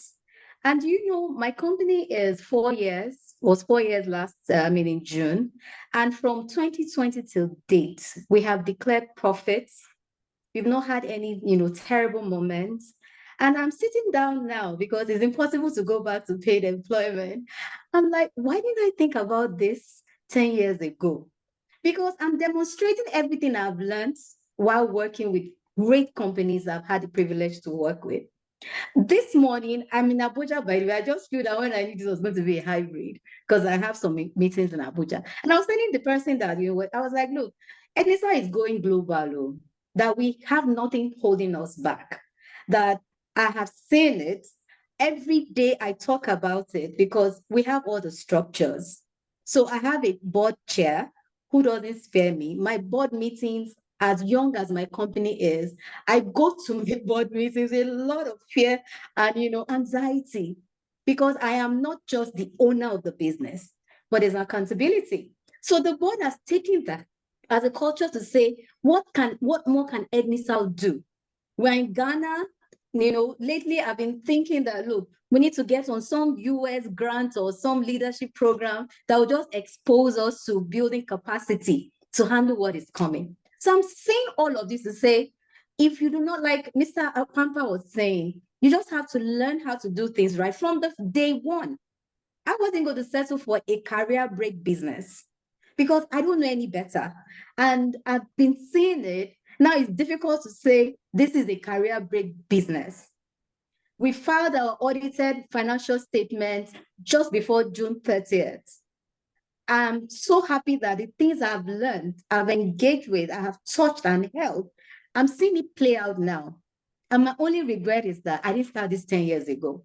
So it is important to see how we can, have a strategy around starting small. To be honest, when I started, I just felt like, look, the things you're moving from, taking a break from, should not leave you. I work with companies that the ethical standards were top notch. Corporate governance was at its best. We had multinational parent companies who had a lot of influence on what we were doing locally.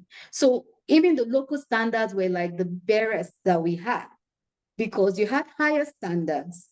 When we're talking about the Nigerian data privacy regulation being developed here, I was already engaging with my counterparts on the GDPR.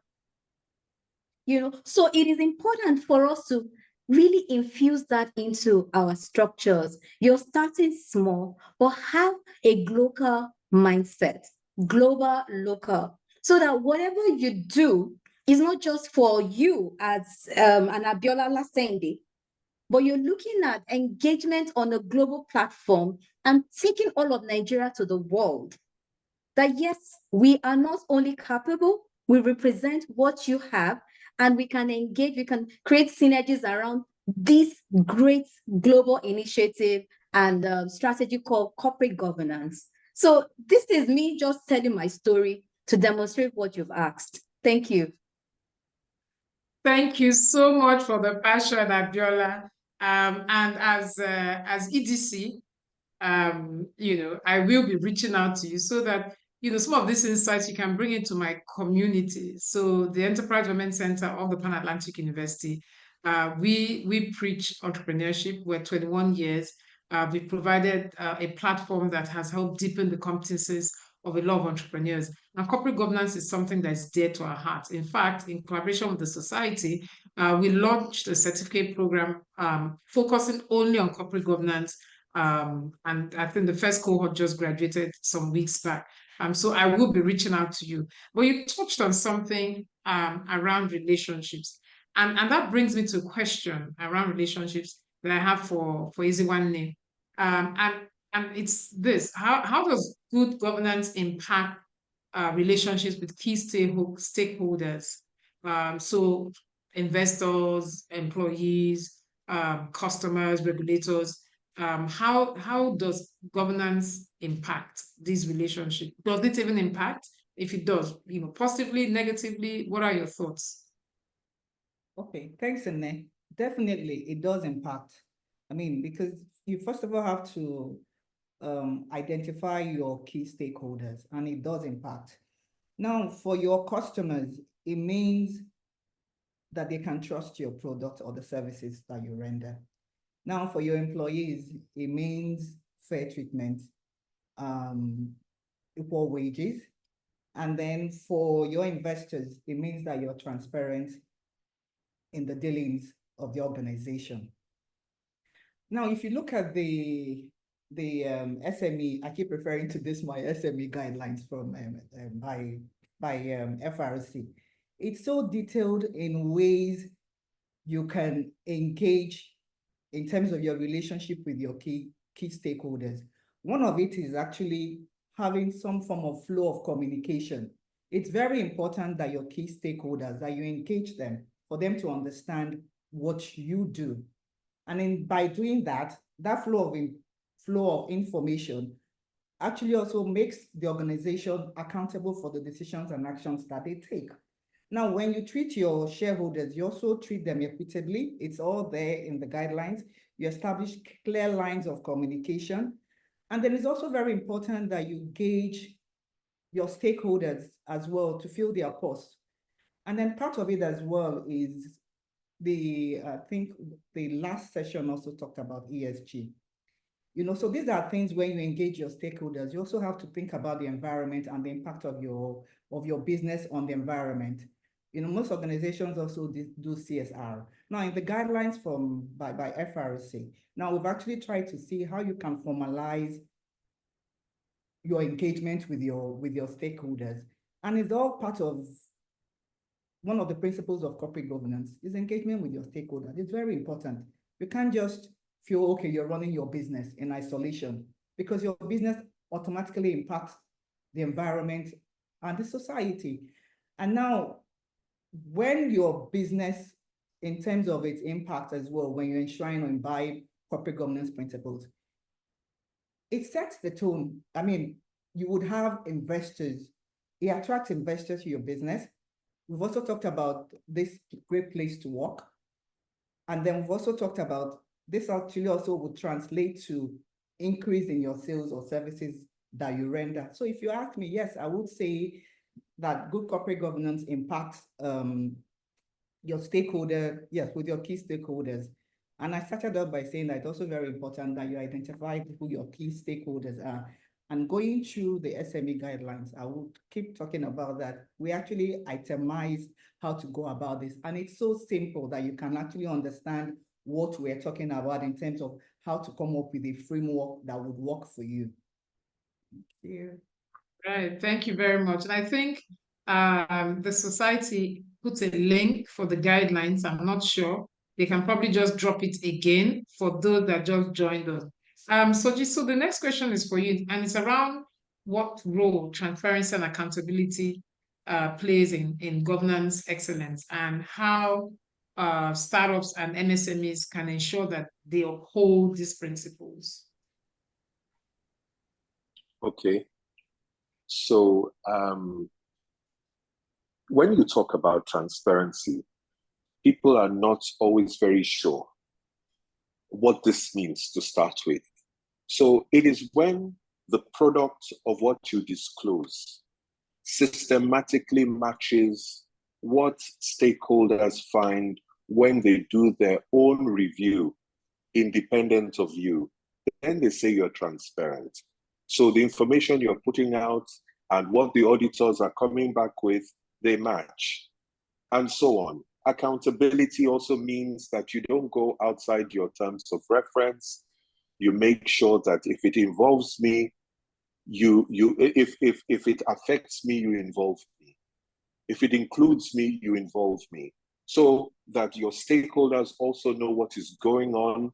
That's part of being accountable, because then they can ask you questions and so on. Now, the question is that they see that too many people see it as a nice to have. Why?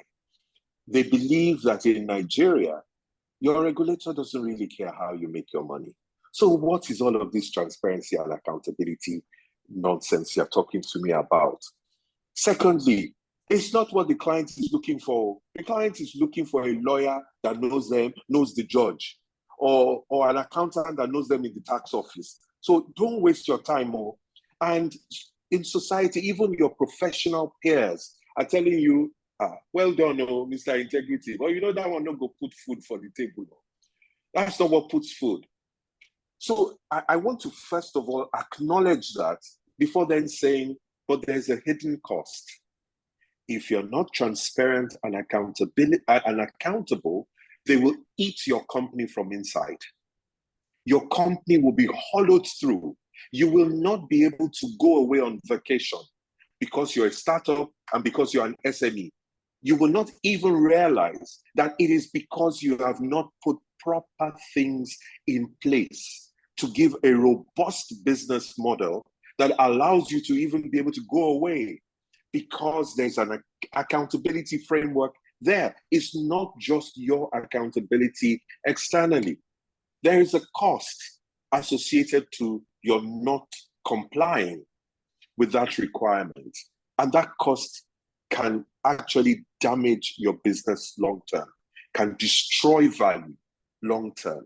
So it's not just the nice to have and the fancy thing of we've done annual report. No, it's actually, can my own people be transparent? Have I set it up that I can transparently see through the entire business, that the people in the business can be accountable, that I can trust people, I can delegate stuff, and I can be sure that it will come back, and I have early warning systems in place, and so on.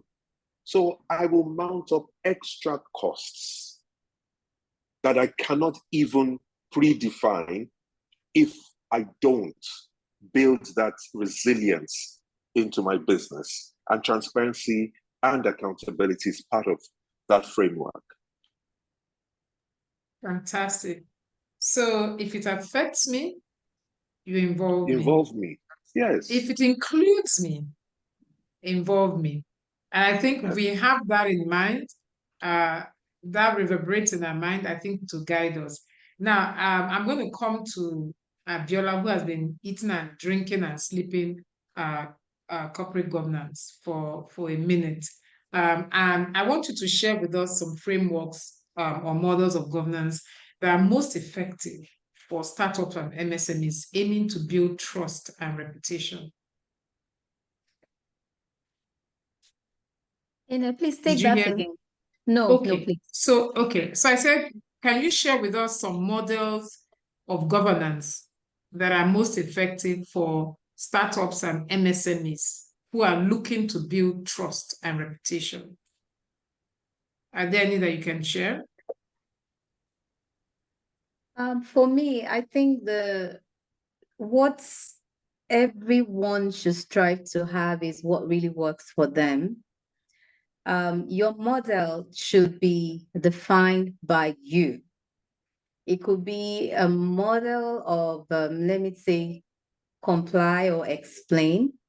It could be a strategy around, even though you are a small startup, you are within that category, but you decide to play as a medium or a large enterprise, right? So for me, I think it's really about a process of acculturation where you actually start with the bite size, right? Because you want to make it a culture of governance and not just box ticking, like Mr. Pampa was referring to. It's not just fancy to put up annual reports because it's a nice to have, but it's something that is ingrained. It's something that you have touched. It's something that you have lived, and you can't go any other way. So for me, I would say that, we should keep it simple at the beginning, especially for those who really think that governance is expensive, and help them to understand that there is a cost to ignorance. There is a cost to you ignoring all these basic principles and the value that are at the core, the core principles of governance. There is a huge cost. So I would say that it's all about awareness and then giving the SMEs the options to pick what they can own. Ownership, leadership, and then putting a strategy around expansion. So I would just say, oh, this is the model, or this is what you should have. Then it becomes a burden on them. From my engagement, those early years when we're doing what we really, I really, love them, just creating awareness and helping them to understand why it's important to embrace and live, the core values of governance. The pushback was, no, we can't because it's just expensive. How will you term something expensive that you don't even know? You've not interacted with, you've not engaged with, so it's about keeping it simple, starting small and growing big, and creating a model that will be fit for purpose. So use an involving model this year. In the next 5 years of our journey, we decided to upgrade and step up that same model. And then, there's an overhaul because now we're more comfortable, we're more relaxed, and then we can live what we preach, literally. And then we move on to the next. And then at the end of the 10th year, our 15th anniversary, we have something to show for the journey that we started on a small scale. So I don't know if I've answered that adequately, or if other panelists could, chime in and help me. Thank you. Yeah, so I was going to ask them to just give their own perspectives to the same thing around frameworks, models of governance that are effective to help build trust and reputation for entrepreneurs. Your thoughts? Okay, perhaps I can chime in. I would say that the first thing you should try to do is develop a culture of compliance. A culture of compliance. If there are areas that you don't have yet, also have the humility to say, we're working on this, we don't have it yet, we can see the value of it, but we're building it, because nobody expects a startup to have everything from day one, or an SME to have everything in place from day one. Nobody expects that. But nobody expects you to remain at the same point after year 1, year 2, year 3. You're still not growing in your governance journey. Then you're not learning. Then you're not applying anything. So I think, and in our organization and dealing with some donors, we've had to do that. I remember there was one year that a story broke about a major donor organization globally, their staff misbehaving and so on. So they started to require all partners to have a safeguarding policy. Well, it was never needed by us before. There's another area, modern slavery policy. It was never needed by us. So we had to say, sorry, we don't have such policies, because we didn't even envisage ourselves being in a position where we would have to be dealing with modern slavery. But then we had to then reflect over the next period and then create something that we could live with. So it's not an end in itself, it's a journey. And the quality of that journey is in how comfortable we are engaging with the process. So the process evolves every day, especially if it is in your DNA, if it's what you want to do. But if it's a box ticking exercise, then give me 2 of those, give me 3 of those, slap it together. Here, we've complied. Here it is. So the model of governance that is not what the CEO says, but that is the ethos of the organization. I think that's what Abiola is trying to draw attention to. And I also subscribe to that, where it is coming from the way we do things around here. And you build it from small and you build it out. And if you can build it to global, fantastic. But, you know, you start with what works for you ultimately. But compliance is key. Developing that culture of compliance, which is counterculture in Nigeria. Non-compliance is the norm. So even that is a major thing, doing that in the midst of all the chaos going on. Absolutely. Non-compliance is what we know, is what we understand. With our eyes closed, it's second nature to Nigerians. So it's a tough one. Isiwan, your thoughts on this? Yeah, so adding to what Soji and Diola have said, I would say to build a robust governance structure that actually enhances trust and reputation, and just generally promotes ethical practices and good behavior. And I agree with Diola, start small. It should be actually what works for you. And it shouldn't just be box ticking where you say this is, just look at your organization or your startup and see what works for you. But ensure that whatever you do, imbibe ethical behavior in your organization. And also compliance is very key. Absolutely. Okay. All right. So I still have so many questions, but I can see we have some questions in the Q&A. So I'm going to start now. So this is anonymous. It says corporate governance is where most MSMEs aspire to achieve. However, the uncertainty that surrounds the economic landscape makes SMEs to struggle to maintain basic standards. How do we implement corporate governance in our businesses without compromising in these challenging times? That is one. The second one is, are there some leading tools for performance management that either of you can share?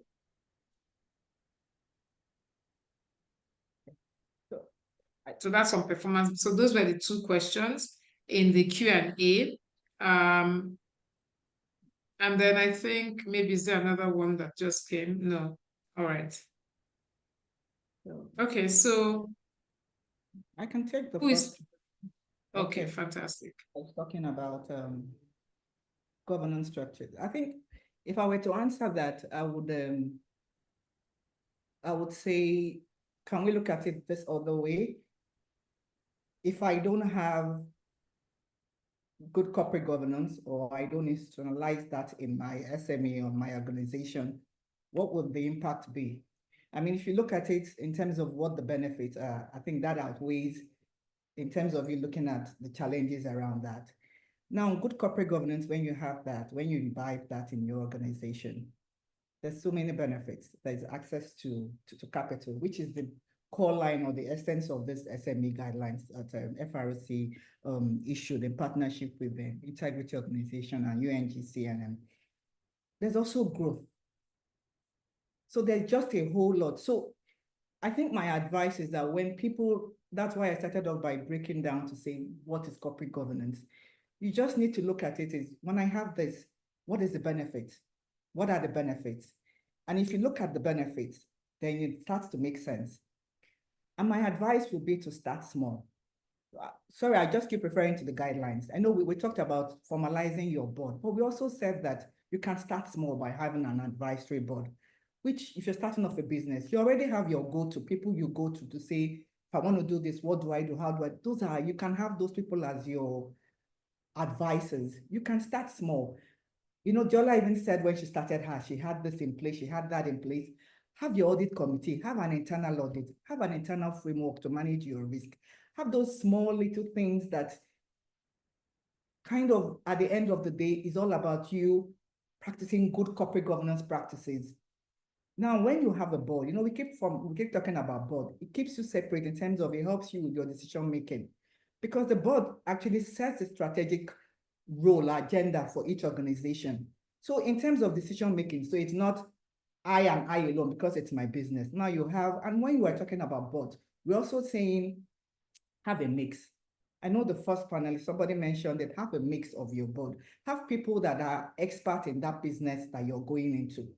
Have an independent. We've also suggested that apart from your normal board, have an independent director, somebody that is not biased, that can give you his or her opinion without being biased and has no control or anything with the business. Now have your internal audit so they can manage that. Have your audit committee. These are little things that you can start small without looking at in terms of cost. And I know somebody from Faith in the first session also mentioned that they have a letter that, you know, that talks about when they're applying for you to come on their board to indicate that it's going to be pro bono. And I agree with that. You should start off by having those conversations early enough. So if you have those things in place without looking at the challenges, look at the benefits. It will attract the right people to work in your organization. It will actually translate to you in terms of increasing your sales or services that you provide.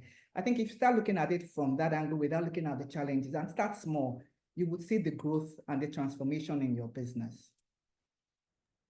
Wow, fantastic.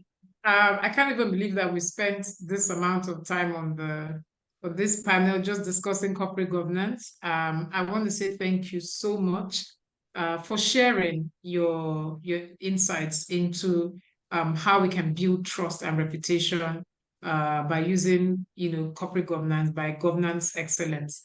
You've shared so much. And like I always say, people should forgive me. I learn very simply. If you tell me a lot of things and I can't hold on to something, even in church and with my phone, constantly taking notes. So I've written and written and written. This is my sheet. It's filled up, but just to sort of, you know, connect the dots, as it were, I want to use an acronym.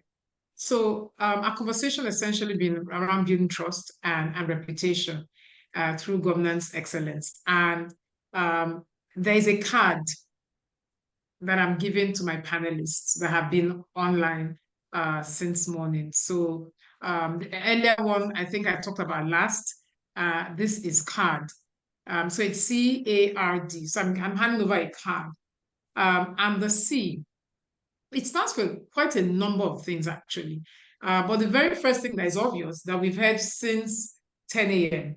is culture and the role of culture and how, whether we like it or not, we must have a culture of compliance and governance. It's not something that we just say, it's something that is, and everybody can see it. The second C, so there are 4 C's. The second C is for communication. And trust comes from when a lot of things have been shared. I can't trust in a vacuum, right? So as startups, as founders, as entrepreneurs, we need to constantly communicate. It's so important. If we listen to the keynote, we'll see that even on the websites, the information is there. We're communicating to you, we're communicating all sorts of things to you. So externally, but also communicating internally. Because half the time we are so bothered about the outside world, we don't even think about the internal customers, our employees. So communication is a big deal. The second thing is consistency, right? So consistency, like Soji said, in doing the right things, and consistency in doing things right. If we imbibe that, it's part of our DNA with our eyes closed. And the thing about lies is that you might not remember the lie you lied 5 years ago when you were starting. That's a shaky foundation. And by the time you're trying to figure that out, it showed inconsistency. And the last C and the C that a lot of my fellow entrepreneurs will understand is there's a cost. There's a cost to not complying. Maybe not now, maybe later. So my question is that can they withstand it when that invoice comes to them?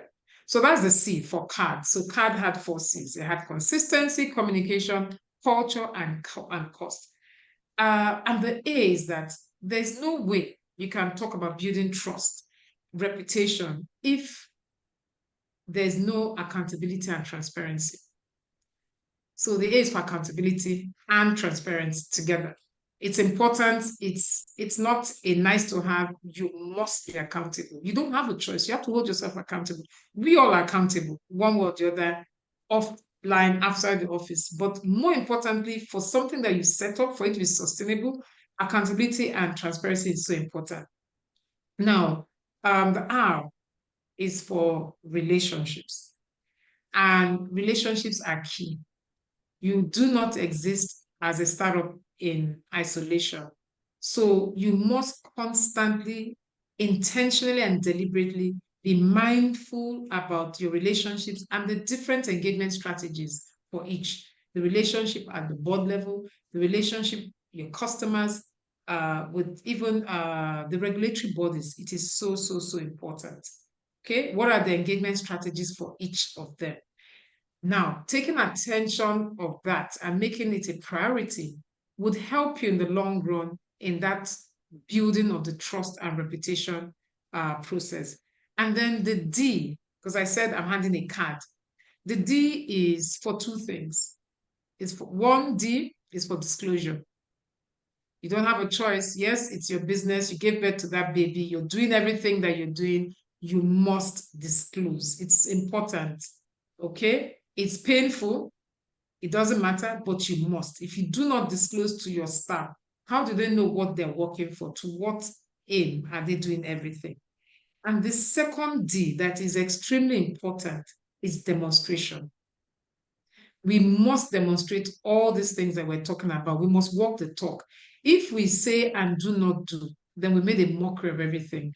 But I'm almost certain that with this card that I've handed over to the listeners and the panelists and the participants, being consistent, communication, culture, cost, accountability, relationship and engagement strategies, and lastly, demonstration and disclosure, we'll be moving a couple of steps further towards ensuring that it is the right reputation that we're building. It is we have trust in the mix. So thank you so much for your time. Ezewanne, Soji, and Abiola, for sharing, for the work that you do. We are a nation that believes in, there's a wuru way. We can always not comply. But interestingly, as the government looks towards getting more people into the tax net, we have no choice but to comply. Thank you for the work you do, and thank you for taking our time to share with us. It's been amazing. My name is Neko Kekaru, Enterprise Women's Center, and I'm handing over to my co-conspirator, Chioma. Chioma, over to you. Thank you so much, Mr. Papa. Thank you so much, Abiola, thank you so much. Eziwanne, thank you extremely much to NECA for moderating this session. We have learned a lot, and also thank you to the participants for the engagement. I am most and sincerely grateful for your time. Mr. Pampa, thank you. I know you had a lot and traveling as well. Thank you, Abiola, as well, for joining us today. Eziwanne, thank you. This was my first call, and she accepted to do this for us. So thank you so much for engaging our participants this morning and also bringing to bear really the essence of corporate governance, the essence of integrity, the essence of doing things right. And I am extremely I'm extremely happy about the passion, in the discussion, and also thank you for your time. So moving along, I think we have taken most of the Q&A. We have a Q&A, but I think we have covered that, so we're not going to dive into it anymore. We'll just take the announcement. We have spent quite time here, and we are losing the audience, so we need to wrap up quickly. So we take announcements. Olumide, do you want to project? Thank you so much, my speakers, and we'll keep in touch. Thank you. Thank you. So thank you, participant. Thank you for staying on the call to this time. We just want to share a bit about the society, what we do. Though we have details of this information on our brochure, I'll ask the technical guys to please put up the link about the society or the program of event that has most of this information. So like you're all aware from now that the society is a not-for-profit organization, and we are committed to promoting and developing corporate governance best practices and business ethics. Hence, we are having this webinar, and we have different channels of ensuring that the corporate governance is heard. So the webinar is part of it. We also have our conference. We have some training programs for directors, and also we do a lot of collaboration. I think NECA mentioned our corporate governance certificate program being done with the EDC. We have done the first cohort, and I think registration is open for the second cohort. So for those of you that want to learn and also imbibe corporate governance in your business practices, I would advise you to also look out for the link to register for this program. So these are some of our services rendered at the society, from board evaluation, where we appraise boards of directors in terms of effectiveness, one of the topic of discussion this morning. And also, we also do capacity building for directors, be it existing directors and also aspiring directors, board trainings, board advisory. If you want us to help with establishing an advisory board or a board of trustees or a board of directors, with all the necessary documentation, the society can help with that. We also have a service where we audit your corporate governance structure, just to understand your corporate governance framework within your organizations. And we do a board recruitment as well. So these are the services that we do at the society.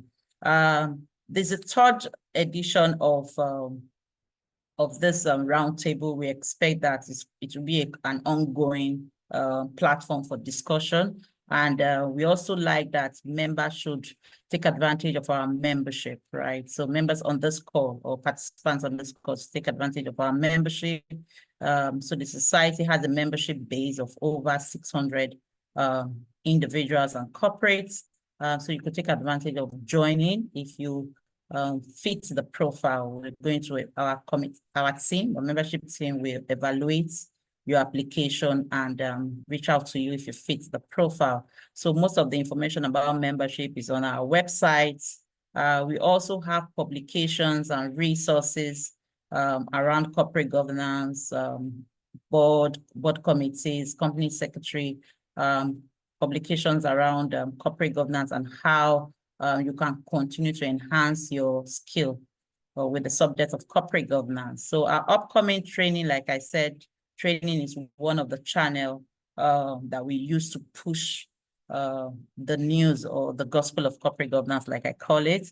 And so these are our upcoming programs, but I'm sure you can get more details on the website or the brochure that was sent via the chat. So we have our flagship. Yes, there is a discount. Most definitely, you have a discount from the society for any of the services or the programs.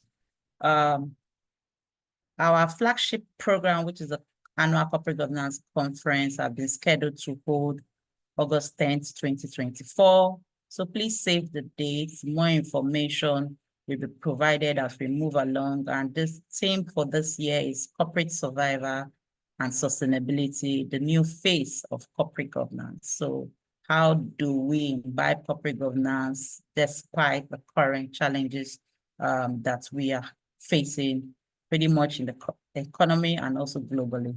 So it's October 10th. It's October the 10th. So we still have October the 10th, not August, please. October the 10th for the Corporate Governance Roundtable. So thank you so much. Today has been a packed one. 8 speakers, 8 professionals, 8 thought leaders have spoken to us about corporate governance for the past 2 hours, running to 3 hours. For me, my takeaway is you go back, think through the discussion, and see how we can implement. And our partners from Faith Foundation, from EDC, have spoken in terms of their engagement, and also for Abiola's consulting, how they engage SMEs and startups. You can reach out to any of us, and we are happy to support you in this journey of corporate governance. So thank you so much. Thank you so much. I heard that a link is not opening. Please, Olumide, do you want to see to that so that we have all the information sorted out?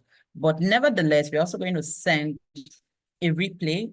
This session was recorded or is still being recorded. So we are going to send the recordings to all the participants, as well as the presentation from the keynote speaker and all other information that you will need. So we are going to do that via email. So thank you so much for sharing your morning with us at the society. On behalf of the board of directors and the fellows and members of the society, I'd like to say a very big thank you, and we'll see you in our next program. My name remains Chioma Modi, and I'm the Chief Executive Officer of the Society for Corporate Governance. So thank you and have a good afternoon. Bye. Bye. Thank you, Neka.